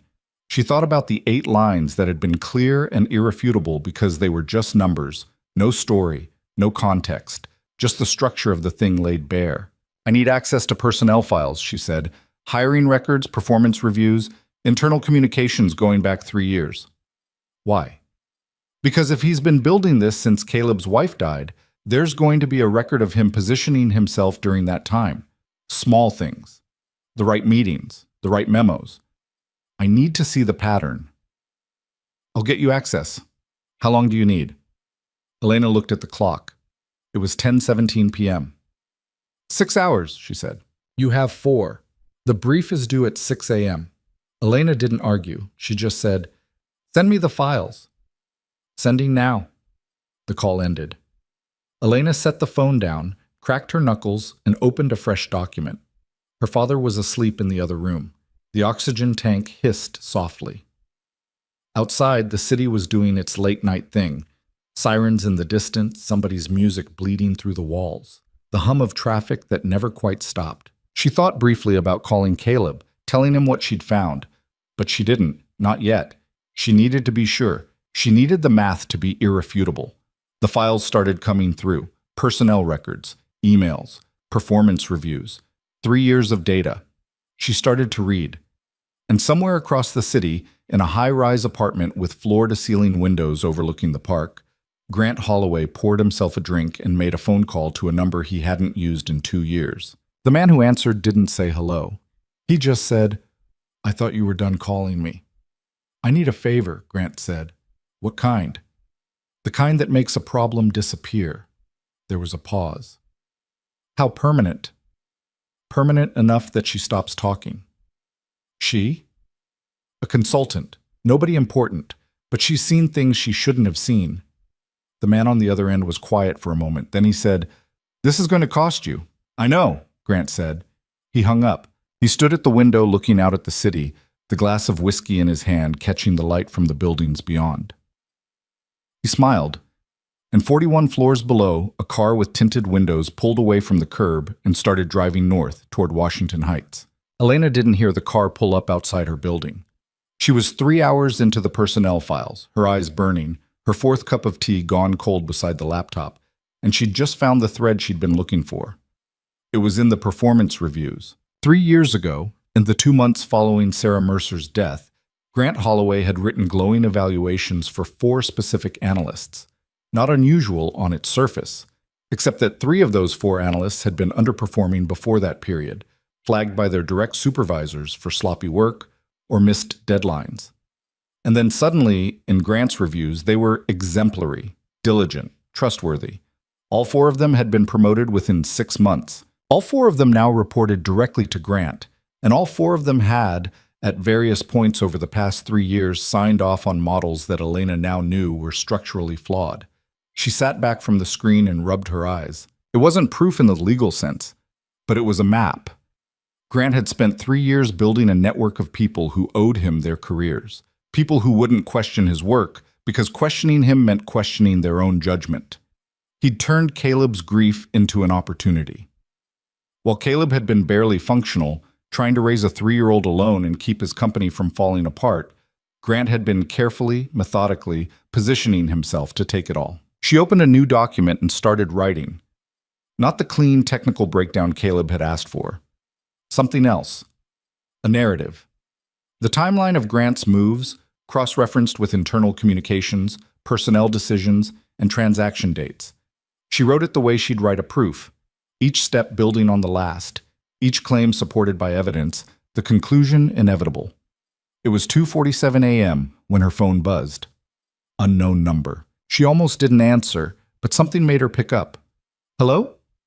Silence on the other end, not dead air. Someone breathing. "Who is this?" she said. The line went dead.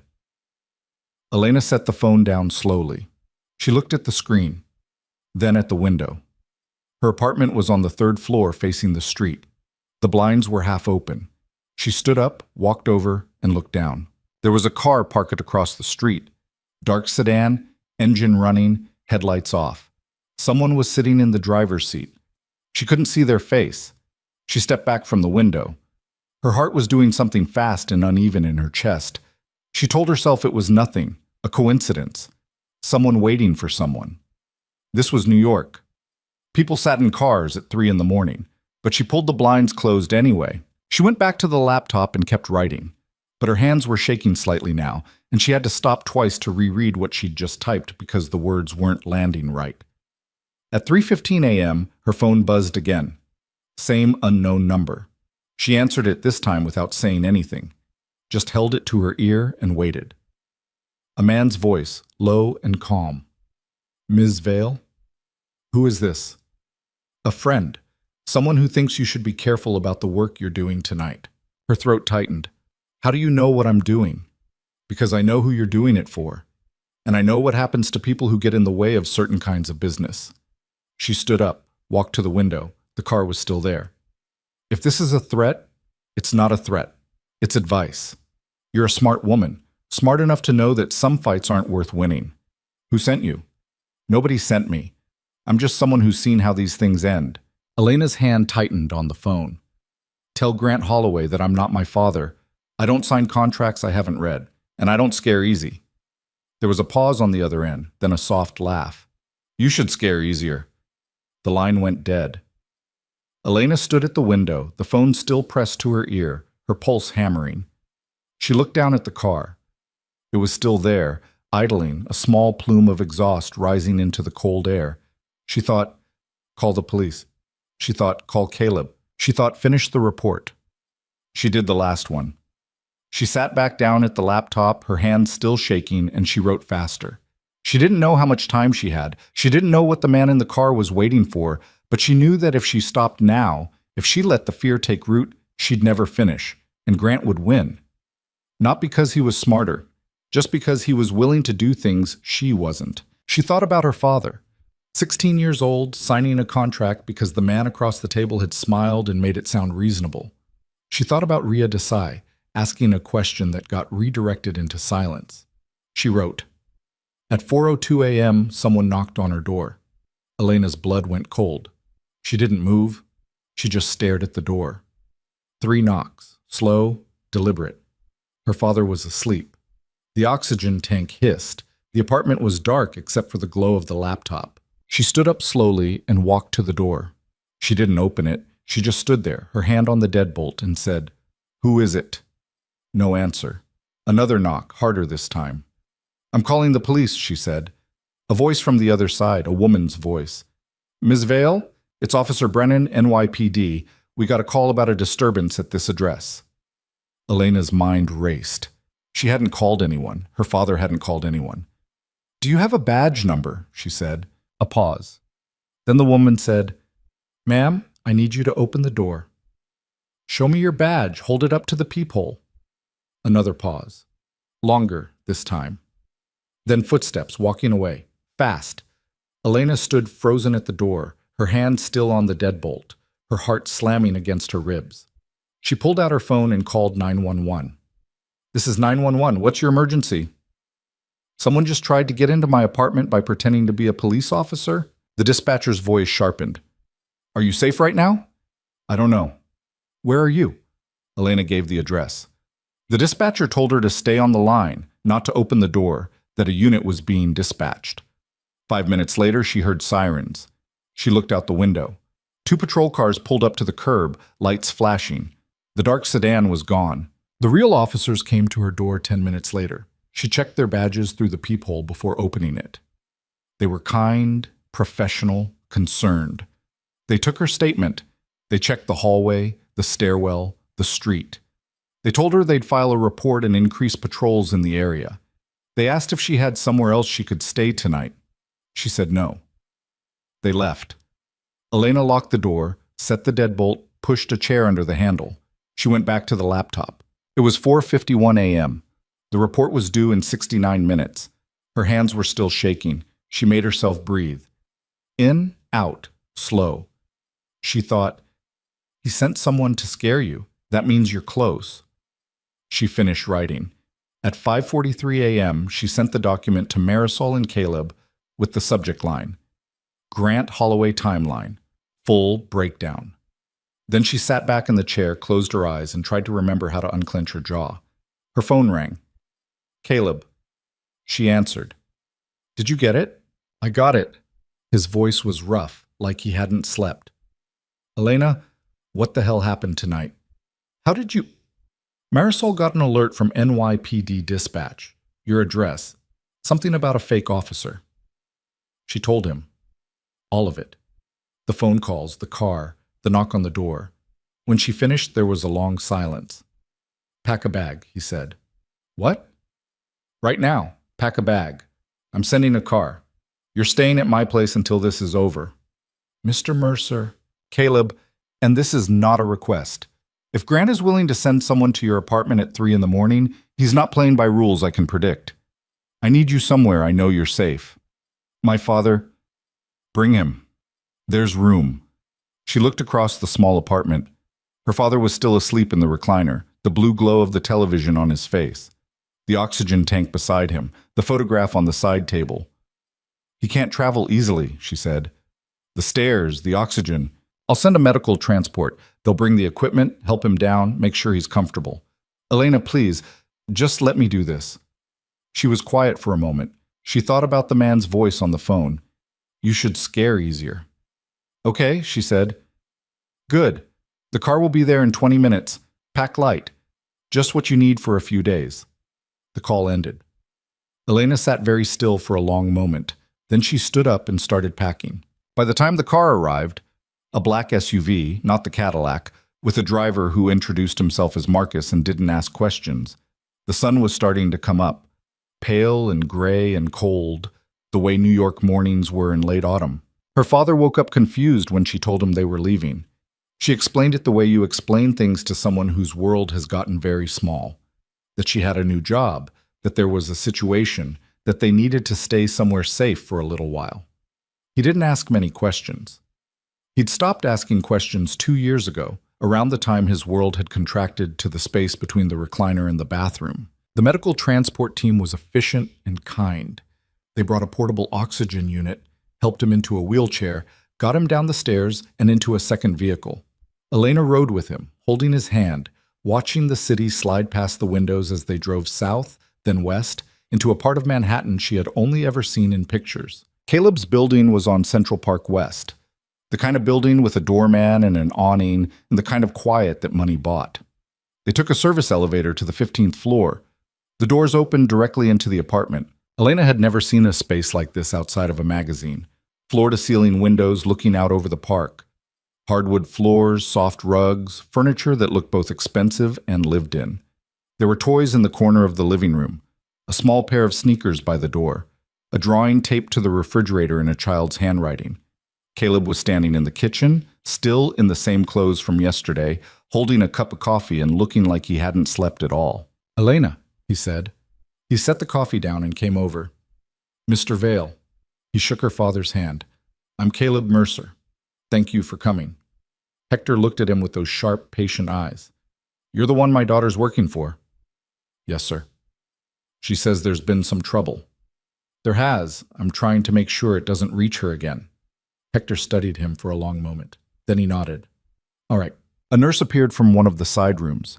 Genevieve, Caleb said, who usually helped with his son but had agreed to make sure Hector was settled. She took over with a calm competence that reminded Elena of the hospice workers from her mother's last months. They set up the oxygen in a guest bedroom on the ground floor, large and quiet, with its own bathroom and a chair by the window. Elena stood in the doorway and watched her father settle into the chair. He looked small in it, smaller than he should have. "Mija," he said. "Come here." She walked over. He reached up and took her hand. "Whatever you're doing," he said quietly, "be careful, but don't stop." She squeezed his hand. "I won't." He nodded and closed his eyes.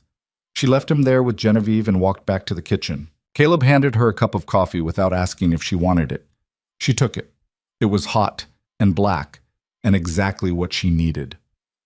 "The hearing is at 9, he said. "Marisol and legal are meeting us there at 8:30. Your report is with the judge already. She's reviewing it now." "What are our chances?" "I don't know. Grant's lawyer is good, very good. They're going to argue that we're acting out of panic, that we suspended him without cause, that your analysis is biased because you're a brand new hire with no track record. It's not biased, it's math. I know, but math doesn't always win in court. Stories win.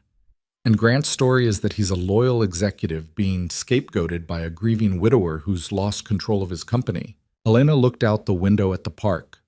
The trees were mostly bare now, dark against the pale sky. "He's going to bring up your wife," she said. Caleb's jaw tightened. "I know. He's going to make it sound like you've been unstable since she died, that you're making reckless decisions." "I know," Caleb said again. His voice was very flat. "I'm sorry." He looked at her. "Don't be. He's been planning this for 3 years. The least I can do is see it clearly." They stood in silence for a moment. Then Caleb said, "There's something I need to tell you." "Okay."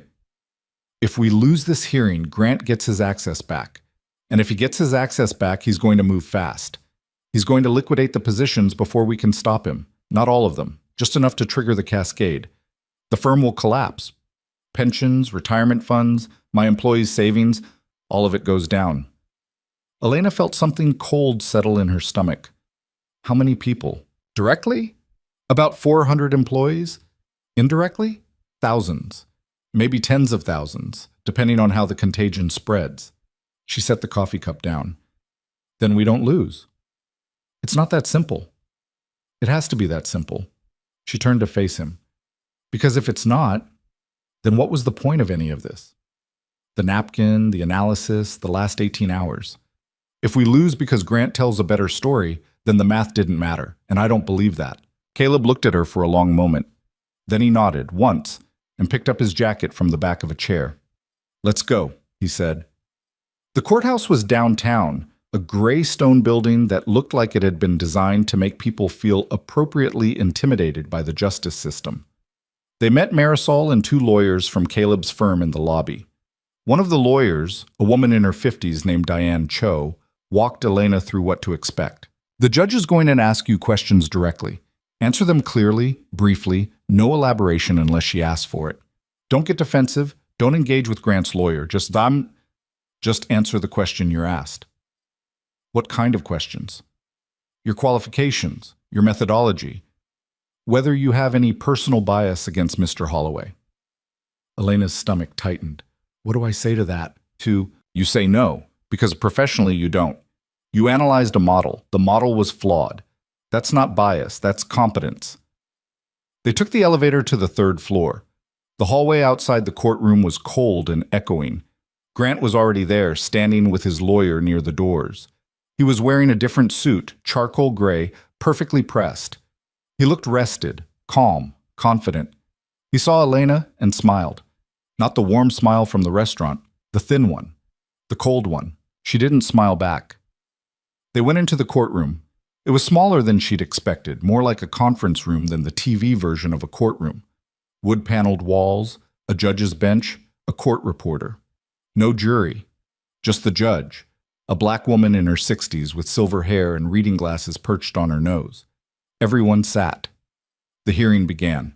Grant's lawyer went first. His name was Mitchell Crane, and he was exactly the kind of lawyer you'd expect a man like Grant to hire. Expensive suit, expensive watch, expensive words. He spoke in the measured, reasonable tone of someone who didn't need to raise his voice because he knew people would listen anyway. Your Honor, this is a clear case of retaliation disguised as due diligence. Mr. Holloway has been a loyal and exemplary employee of Mercer Capital for 9 years. He has built significant portions of their portfolio. He has never been disciplined, never been flagged for misconduct. And yet, on the basis of a single weekend's analysis by a consultant with no track record in the industry, my client was suspended without notice, locked out of his accounts, and publicly defamed. The judge looked at Diane. Ms. Cho. Diane stood. Your Honor, Mr. Holloway wasn't suspended because of a consultant's opinion.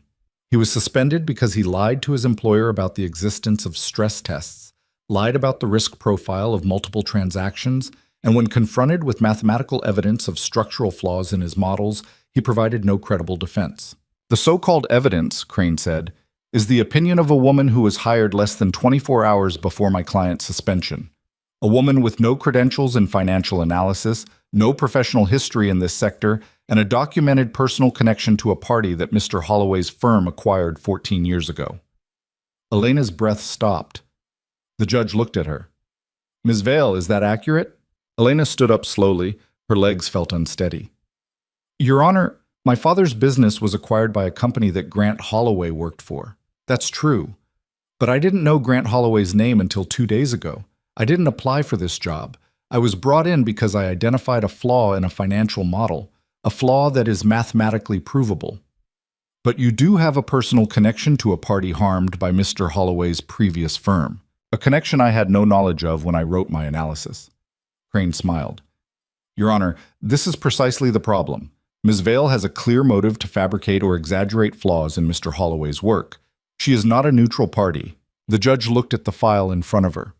Ms. Cho, your client submitted a report written by Ms. Vale. The report is 93 pages long and contains extensive mathematical modeling. I've read it. It's very detailed. She looked at Diane over her glasses. But Mr. Crane has a point.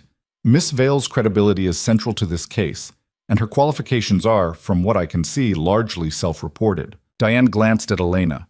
Elena could see the calculation happening in real time. They were losing.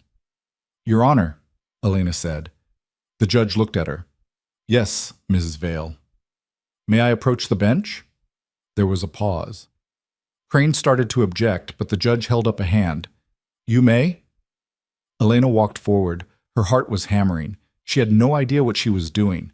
She just knew that sitting down and letting Crane dismantle her piece by piece was not an option. She reached the bench and said quietly, Your Honor, I can prove the flaw, right now, in this room. The judge raised an eyebrow. Explain. Give me a whiteboard and 15 minutes. I'll walk you through the covariance error in the Hong Kong model. You don't have to take my word for it. You can check the math yourself. Crane stood up. Your Honor, this is highly irregular. So is suspending an executive without due process, the judge said. She looked at Elena. You're saying you can demonstrate in real time that Mr. Holloway's model contains a structural flaw? Yes, and this isn't a matter of interpretation. It's math. Yes, Your Honor. The judge was quiet for a moment. Then she looked at the court reporter. We're going off the record for 15 minutes. She looked at Elena. There's a whiteboard in the corner. Show me. Elena walked to the whiteboard. Her hands were shaking again. She picked up the marker and took a breath. She thought about the napkin, the 8 lines, the clarity of it. She started writing. She didn't explain it the way she'd explain it to a mathematician. She explained it the way she'd explain it to a judge who was smart but not specialized. She walked through the setup of the hedge, the assumption about correlation, the point at which the assumption inverted. She showed the cascade effect. She showed the numbers. It took 12 minutes.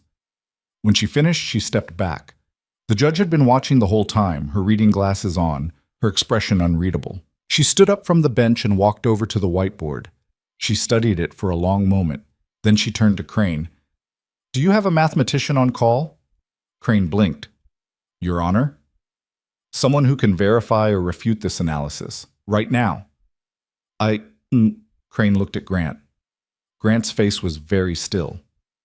We would need time to You don't have time, the judge said.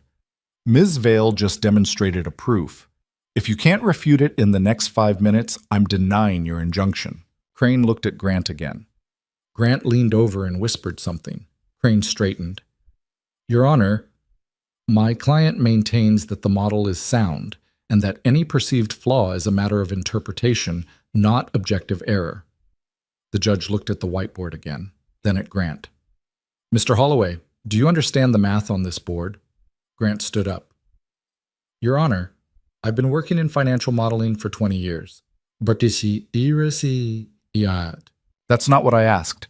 Do you understand the specific proof Ms. Vale just presented? A long pause. I believe her interpretation is flawed, Grant said. Show me where.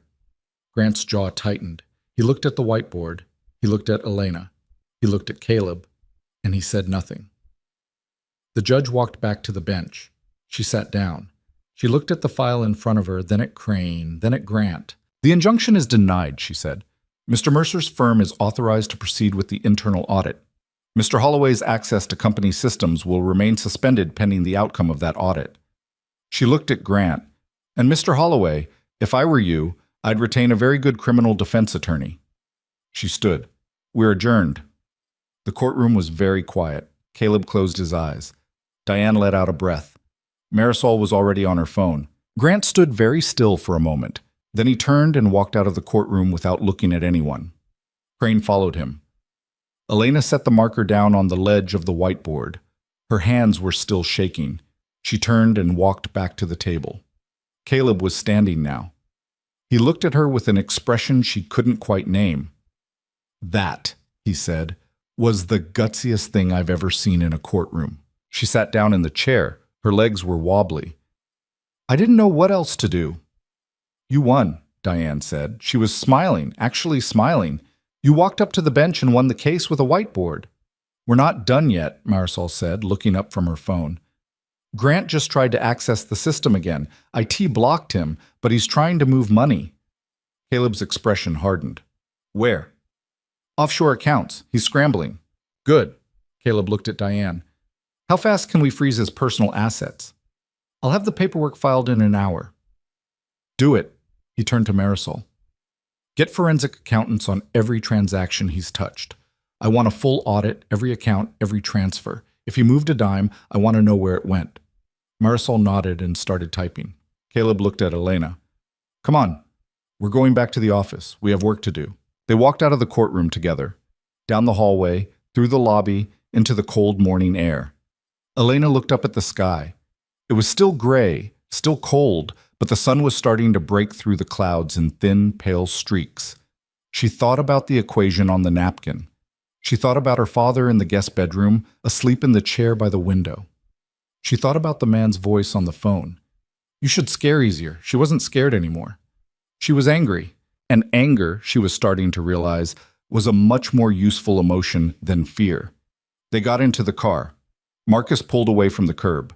Caleb was already on his phone talking to someone in legal. Marisol was on her laptop pulling up files. Elena looked out the window at the city sliding past. Somewhere out there, Grant Holloway was making calls, moving money, trying to salvage what he could before the walls closed in.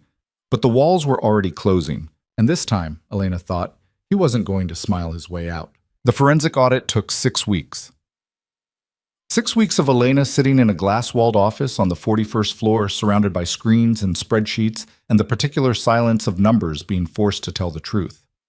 6 weeks of tracing money through shell companies and offshore accounts, through layers of legitimate transactions hiding illegitimate transfers, through the careful architecture Grant had built to make himself rich while making Mercer Capital vulnerable. It was meticulous work, tedious, the kind of thing that required absolute focus and produced very little drama, just hours of cross-referencing account numbers and transaction timestamps, building a map of where the money had gone and who had helped it get there. Elena was good at it, better than good. She had the kind of mind that could hold complex systems in her head and see the connections other people missed. And more than that, she had the anger. The cold, steady anger that kept her at her desk until midnight most nights, kept her checking and rechecking her work, kept her from stopping until every dollar was accounted for. Caleb had offered her a staff. She'd said no. She wanted to do this herself. Wanted to be the one who traced every thread back to Grant's hands. Marisol had understood. "It's personal," she'd said one night, bringing Elena coffee at 11 p.m. "It's math," Elena had replied. "It's both." Elena hadn't argued. By the end of the 3rd week, she'd found $847 million that Grant had siphoned into accounts he controlled. Not all at once. Not in obvious chunks. Just small percentages here and there, transaction fees that were slightly higher than they should have been, consulting payments to firms that didn't exist, bonuses to analysts who kicked half of it back to him in cash. It was brilliant, in the way that well-designed thefts were brilliant. If you looked at any single transaction, it seemed reasonable. It was only when you saw them all together, mapped over 3 years, that the pattern became undeniable. By the end of the 5th week, she'd connected 4 of the promoted analysts to the scheme. They'd all been complicit, knowingly or not. They'd all signed off on models they shouldn't have signed off on, approved transfers they shouldn't have approved, and looked the other way when the numbers didn't quite add up. 2 of them broke when legal approached them with the evidence. They gave statements, named names, confirmed that Grant had instructed them to process certain transactions without standard review. One of them, a 26-year-old named Marcus Lynn, who'd been working at the firm for less than 2 years, cried during his deposition. Elena watched the video later. Marcus sitting in a chair that looked too big for him, his hands shaking, his voice breaking as he said, "I just wanted to keep my job. I have student loans, my mom's medical bills. He said it was fine. He said everyone did it this way." She felt something complicated watching that. Not sympathy, exactly. Marcus had made choices. He'd known on some level that what he was doing wasn't right. But he'd been 24 when Grant had promoted him, fresh out of graduate school, desperate to prove himself. And Grant had seen that desperation and used it. That was the thing about people like Grant. They didn't need everyone to be corrupt. They just needed enough people to be scared. The SEC got involved in week 4. Federal investigators in week 5. By week 6, there were subpoenas, depositions, forensic accountants from 3 different firms combing through the same data Elena had already mapped. They found everything she'd found, and then they found more. Turned out Grant had been running a smaller version of the same scheme at his previous firm, the one that had bought out her father's business. He'd left before anyone caught him, moved to Mercer Capital with glowing references, and started over. Bigger this time, smarter. Elena had been right about the smile. On a cold Tuesday morning in early December, federal agents arrested Grant Holloway in the lobby of his apartment building. Elena didn't see it happen. She just read about it later in the news. The articles included his photo, the same professional headshot from the firm's website, the one where he looked confident and trustworthy and like someone you'd want managing your money. She stared at that photo for a long time. Then she closed the browser and went back to work, because the audit wasn't finished. The arrest was just the beginning. There were still assets to recover, accounts to freeze, legal proceedings to navigate. And there were the people who'd been hurt by what Grant had done. The employees whose retirement accounts had been tied to the firm's performance. The investors who'd trusted Mercer Capital with their savings. The small businesses whose pension funds had been exposed to the failing positions. Elena made a list of them. All of them. Every person and entity that had lost money because of Grant's scheme. It was a long list. She brought it to Caleb on a Thursday afternoon, 2 weeks after Grant's arrest. He was in his office, on the phone, his back to the door. She waited until he finished the call. "I have something for you," she said. He turned. He looked tired. He'd been working as many hours as she had, maybe more, trying to stabilize the firm, reassure investors, rebuild trust. There were new lines around his eyes that hadn't been there 6 weeks ago. "What is it?" She handed him the list. "Everyone who lost money. I cross-referenced the portfolio with client accounts, pension funds, third-party investments. This is the full scope of impact." He read through it slowly. His expression didn't change, but she saw his jaw tighten. "How much?" he said. "Total estimated losses, if we hadn't caught it, would have been just over $1 billion. We stopped most of it. The actual losses are around 97 million. 97 million, he repeated. "Yes." He set the list down on his desk. "How much can we recover?" "From Grant's accounts? About 847 million. But that's money he stole from the firm, not from the clients directly. The client losses came from market exposure on the positions before we unwound them. So the clients are still out 97 million, unless we make them whole." He looked at her. "Out of what?" "Out of the recovered funds. We use Grant's money to cover the losses he caused." Caleb was quiet for a long moment. "That's not how this usually works, Elena. The recovered funds go back to the firm. We have a fiduciary duty to our shareholders." "And to your clients," she said, "who trusted you, who didn't know Grant was building a fraud underneath them." "It wasn't my fraud. I know, but it was your firm." He stared at her. She held his gaze. "You're asking me to take a financial hit to cover losses I'm not legally responsible for," he said. "I'm asking you to do the right thing." He picked up the list again. He read through it, slower this time. She watched him read the names. Small businesses, individuals, a teacher's pension fund, a nonprofit that provided college scholarships. He set the list down. "I'll talk to the board," he said. "The board's going to say no. Probably. So don't ask them, just do it." He looked at her with something between amusement and exasperation. "You've been here 6 weeks and you're already telling me how to run my company. You hired me to tell you the truth.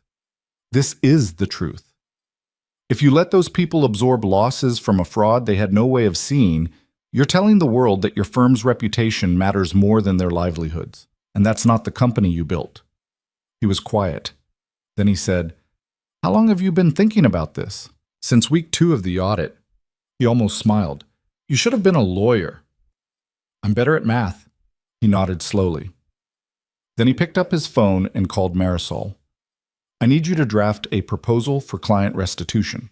Full coverage of losses from the unwound positions funded from the recovered assets. I want it on my desk by tomorrow morning." Marisol's voice came through the speaker, cautious. "Caleb, the board—" "I know what the board's going to say. Draft it anyway." He hung up. Elena stood there for a moment, not quite sure what to say. "Thank you," she said finally. "Don't thank me yet," he said. "I still have to convince 12 people who care about shareholder value that this is worth doing." "It is worth doing." "I know." He looked out the window at the city. "But worth and profitable aren't always the same thing." She left him there and went back to her office. The board meeting happened 3 days later. Elena wasn't in it, but she heard about it afterward from Marisol. It had been, in Marisol's words, a bloodbath. Half the board had threatened to resign. 2 major shareholders had pulled out entirely. The CFO had argued that restitution would set a dangerous precedent and expose the firm to future liability. Caleb had listened to all of it. Then he'd said, "If we don't make this right, there's no firm to protect. Grant didn't just steal money, he broke trust, and trust is the only thing we actually sell." The vote had been 7-5 in favor. It was enough. The restitution payments went out in January. Elena tracked every one of them. She made sure the teacher's pension fund got made whole. She made sure the small businesses got their money back. She made sure the nonprofit could keep funding scholarships. And she made sure that every person who received a check also received a letter from Caleb, personally signed, apologizing for what had happened and explaining what the firm was doing to make sure it never happened again. It was, Elena thought, the kind of thing that wouldn't make headlines, the kind of thing that wouldn't win awards or get written up in business magazines. But it was the thing that mattered. Because the people who got those checks weren't abstractions. They were real.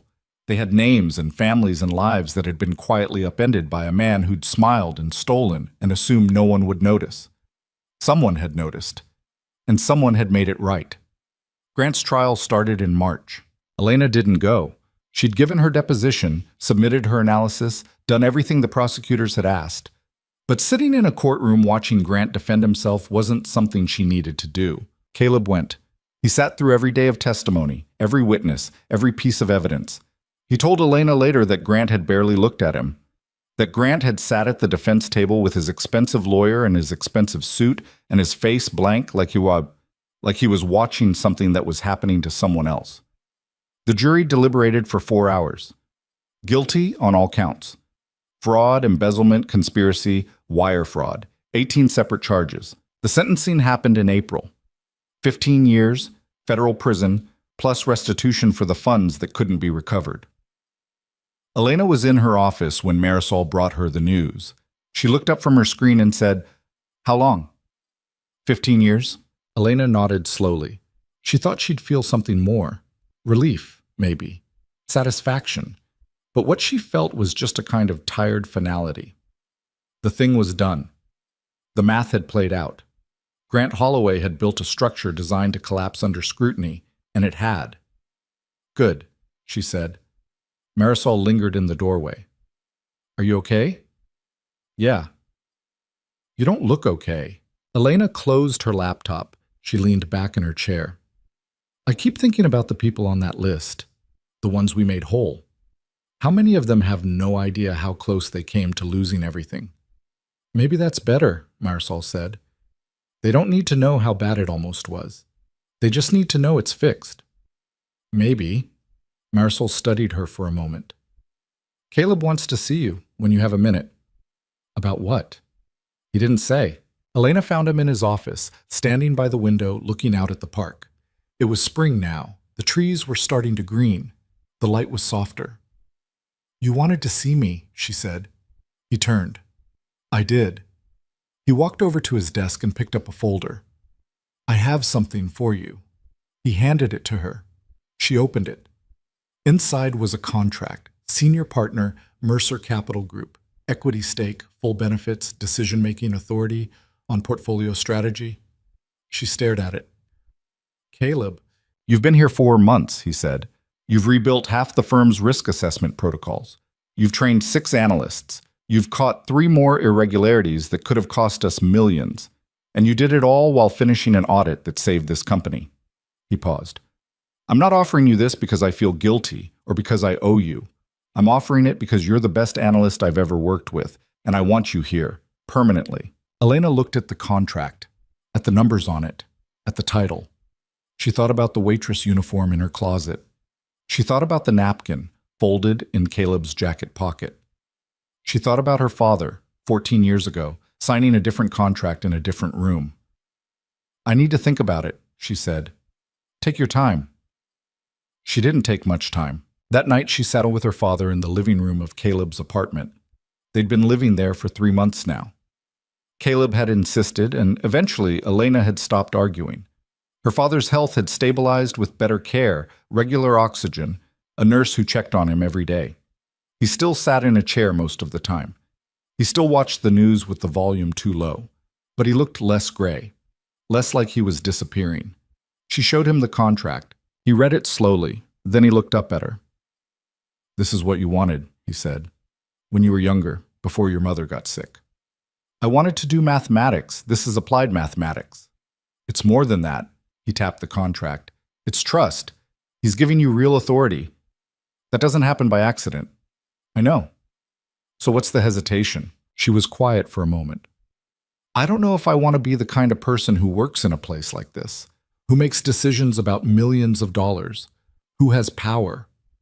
Her father smiled slightly. Mija, you've had power your whole life. You just didn't know what to do with it. What do you mean? When you were 8 years old, you could do math that adults with PhDs couldn't do. That's power. You chose not to use it because you thought being smart made other people uncomfortable. Then your mother died, and I got sick, and you chose to use that power to take care of me instead of yourself. He reached over and took her hand. You've always had the ability to change things. You just didn't think you were allowed to. Elena felt something tighten in her throat. What if I make a mistake? She said. You will. What if I hurt people? You might, but you'll also help people. You already have. He squeezed her hand. The question isn't whether you're good enough for this job. You are. The question is whether you trust yourself to do it right. She looked at the contract. She thought about the teacher's pension fund, the scholarship nonprofit, the small businesses, the list of names that had become real to her over the past 4 months. She thought about Ria Desai, whose question had been ignored. She thought about Marcus Lynn, crying in a deposition. She thought about all the people who didn't have the math, who didn't have the ability to see the structures hidden underneath the surface, who just had to trust that the people in power were doing the right thing. Someone needed to be in those rooms making sure the right thing got done. It might as well be her.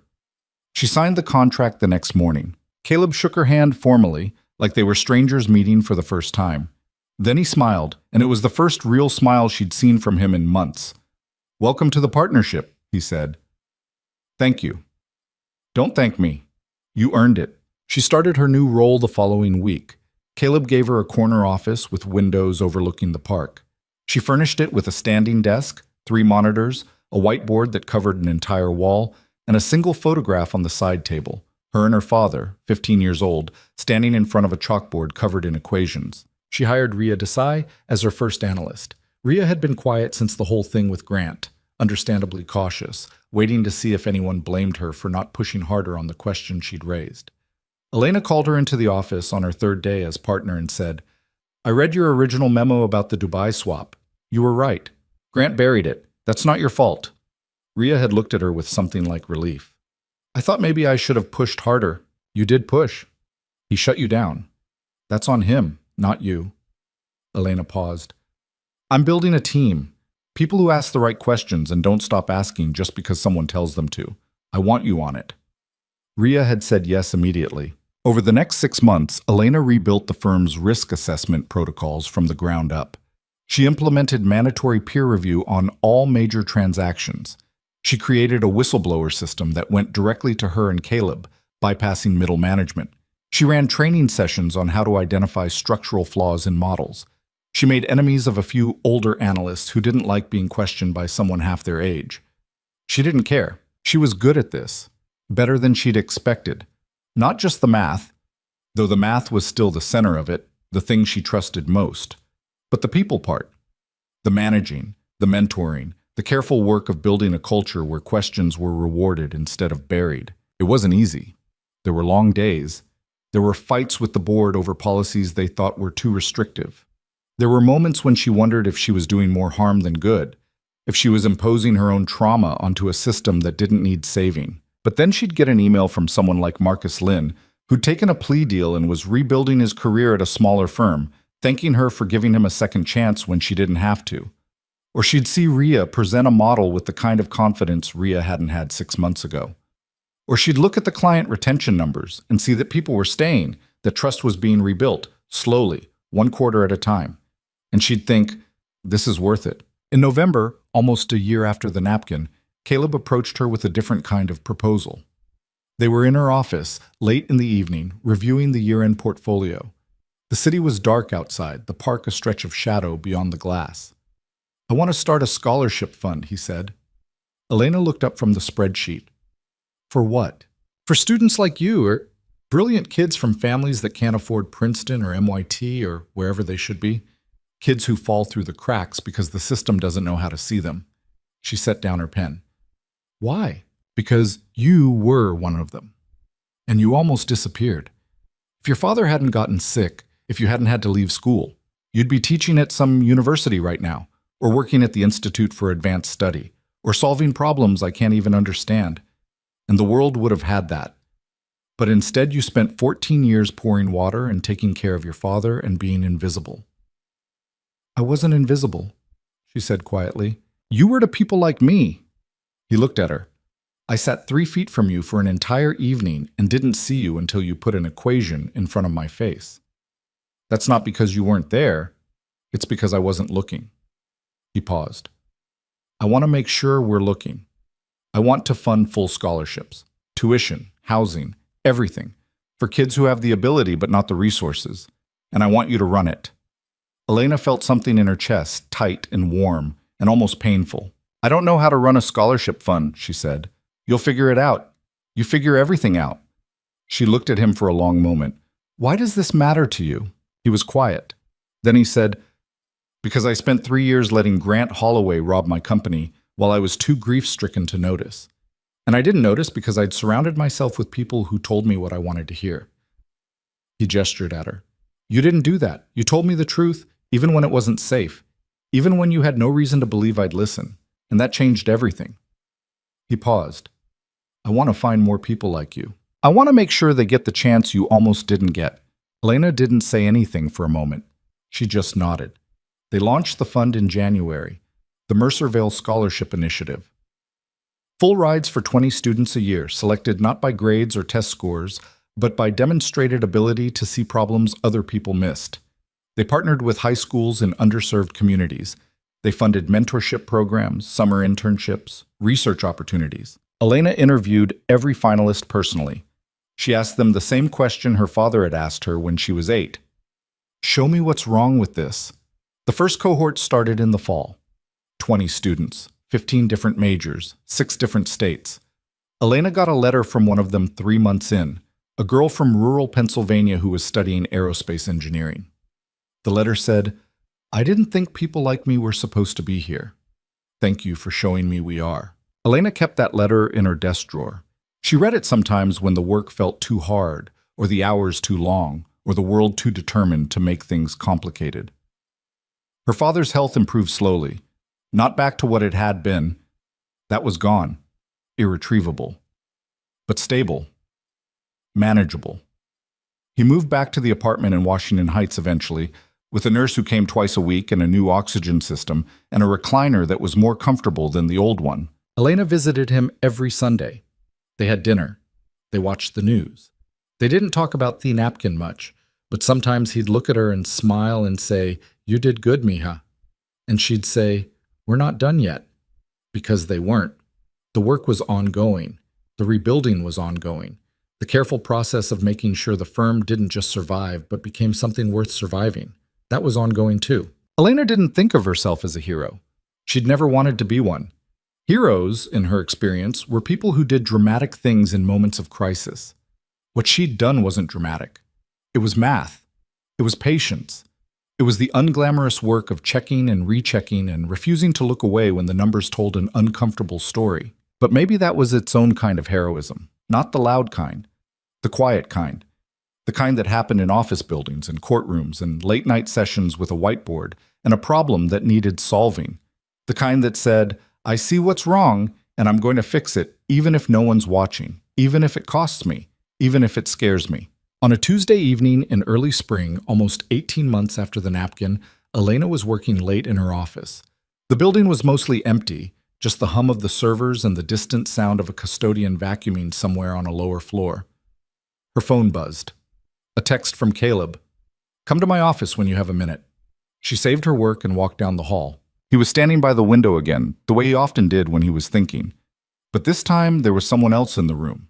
A boy, maybe 3.5 years old. Dark hair, curious eyes. He was sitting on the floor with a set of blocks, building something elaborate and precarious. Caleb turned when she came in. Elena, this is Noah. The boy looked up. Hi. Hi, Elena said.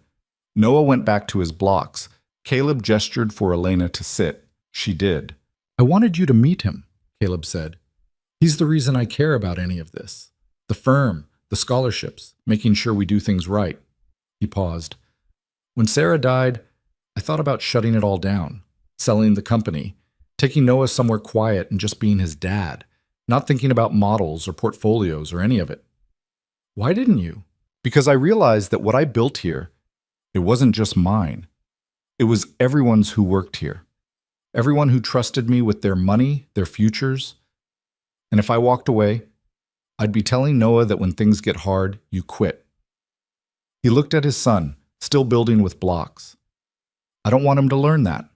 I want him to learn that when you see something broken, you fix it, even when it's hard, especially when it's hard. Elena watched Noah stack another block on his tower. It wobbled. He steadied it carefully. He's lucky to have you, she said. I'm lucky he exists, Caleb said. He's the only good thing that came out of the worst year of my life. He turned to her. I wanted you to meet him because you're part of his story now, too. You're part of what this firm is.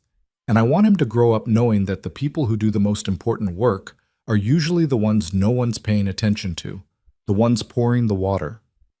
Elena felt that tightness in her chest again. I was just doing what made sense, she said. That's my point, Caleb said.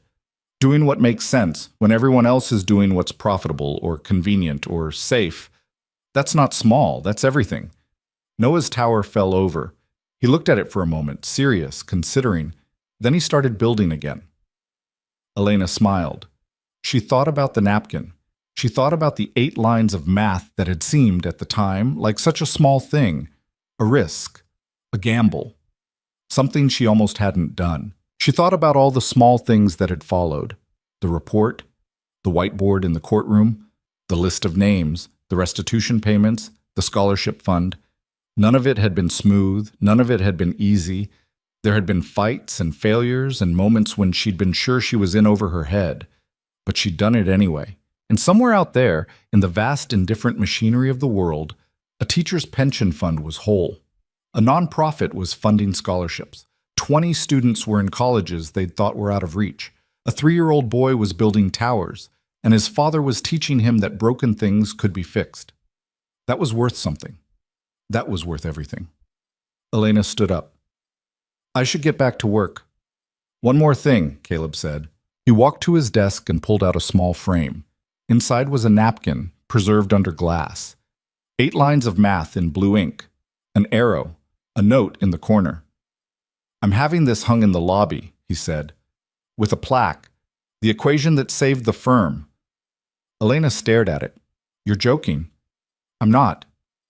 Caleb, that's a reminder, he said, that the most important solutions usually come from the least expected places, that you don't need credentials or permission to see the truth. You just need to be willing to write it down. He handed her the frame. She held it carefully, like something fragile. Thank you, she said. Thank you, he said, for everything. She walked back to her office with the framed napkin in her hands. She set it on her desk, next to the photograph of her and her father. Outside, the city was still moving. Lights in windows, cars on streets, people living their lives, most of them unaware that somewhere above them, in a glass tower overlooking the park, a woman who used to be invisible was making sure the numbers added up right. Elena sat down at her desk. She opened her laptop. She had work to do. She always had work to do. But for the first time in a very long time, she felt like the work mattered. Not just to her, to people whose names she'd never know, whose faces she'd never see, whose lives intersected with hers only through the silent language of numbers and trust. She thought about the man on the phone months ago, telling her she should scare easier. She thought about Grant Holloway, sitting in a federal prison, his smile finally gone. She thought about the girl from Pennsylvania, writing to say thank you for showing her she belonged. And she thought about her father all those years ago, handing her a piece of chalk and saying, show me what's wrong with this. She'd been showing people ever since. And she wasn't planning to stop, because the world was full of equations that didn't balance, structures that looked solid until you checked the math, people who smiled while building traps in the dark. Someone needed to see them. Someone needed to call them out. Someone needed to write the truth on a napkin and slide it under a glass and refuse to stay invisible. Elena Vale had been that someone once. She was still that someone now, and she would be that someone tomorrow. The work was never finished. The numbers never stopped needing to be checked. The powerful never stopped assuming no one was watching. But she was watching, and that, she thought, was enough. She turned back to her screen and started typing. In the corner of the office, the napkin sat in its frame, 8 lines of math preserved under glass.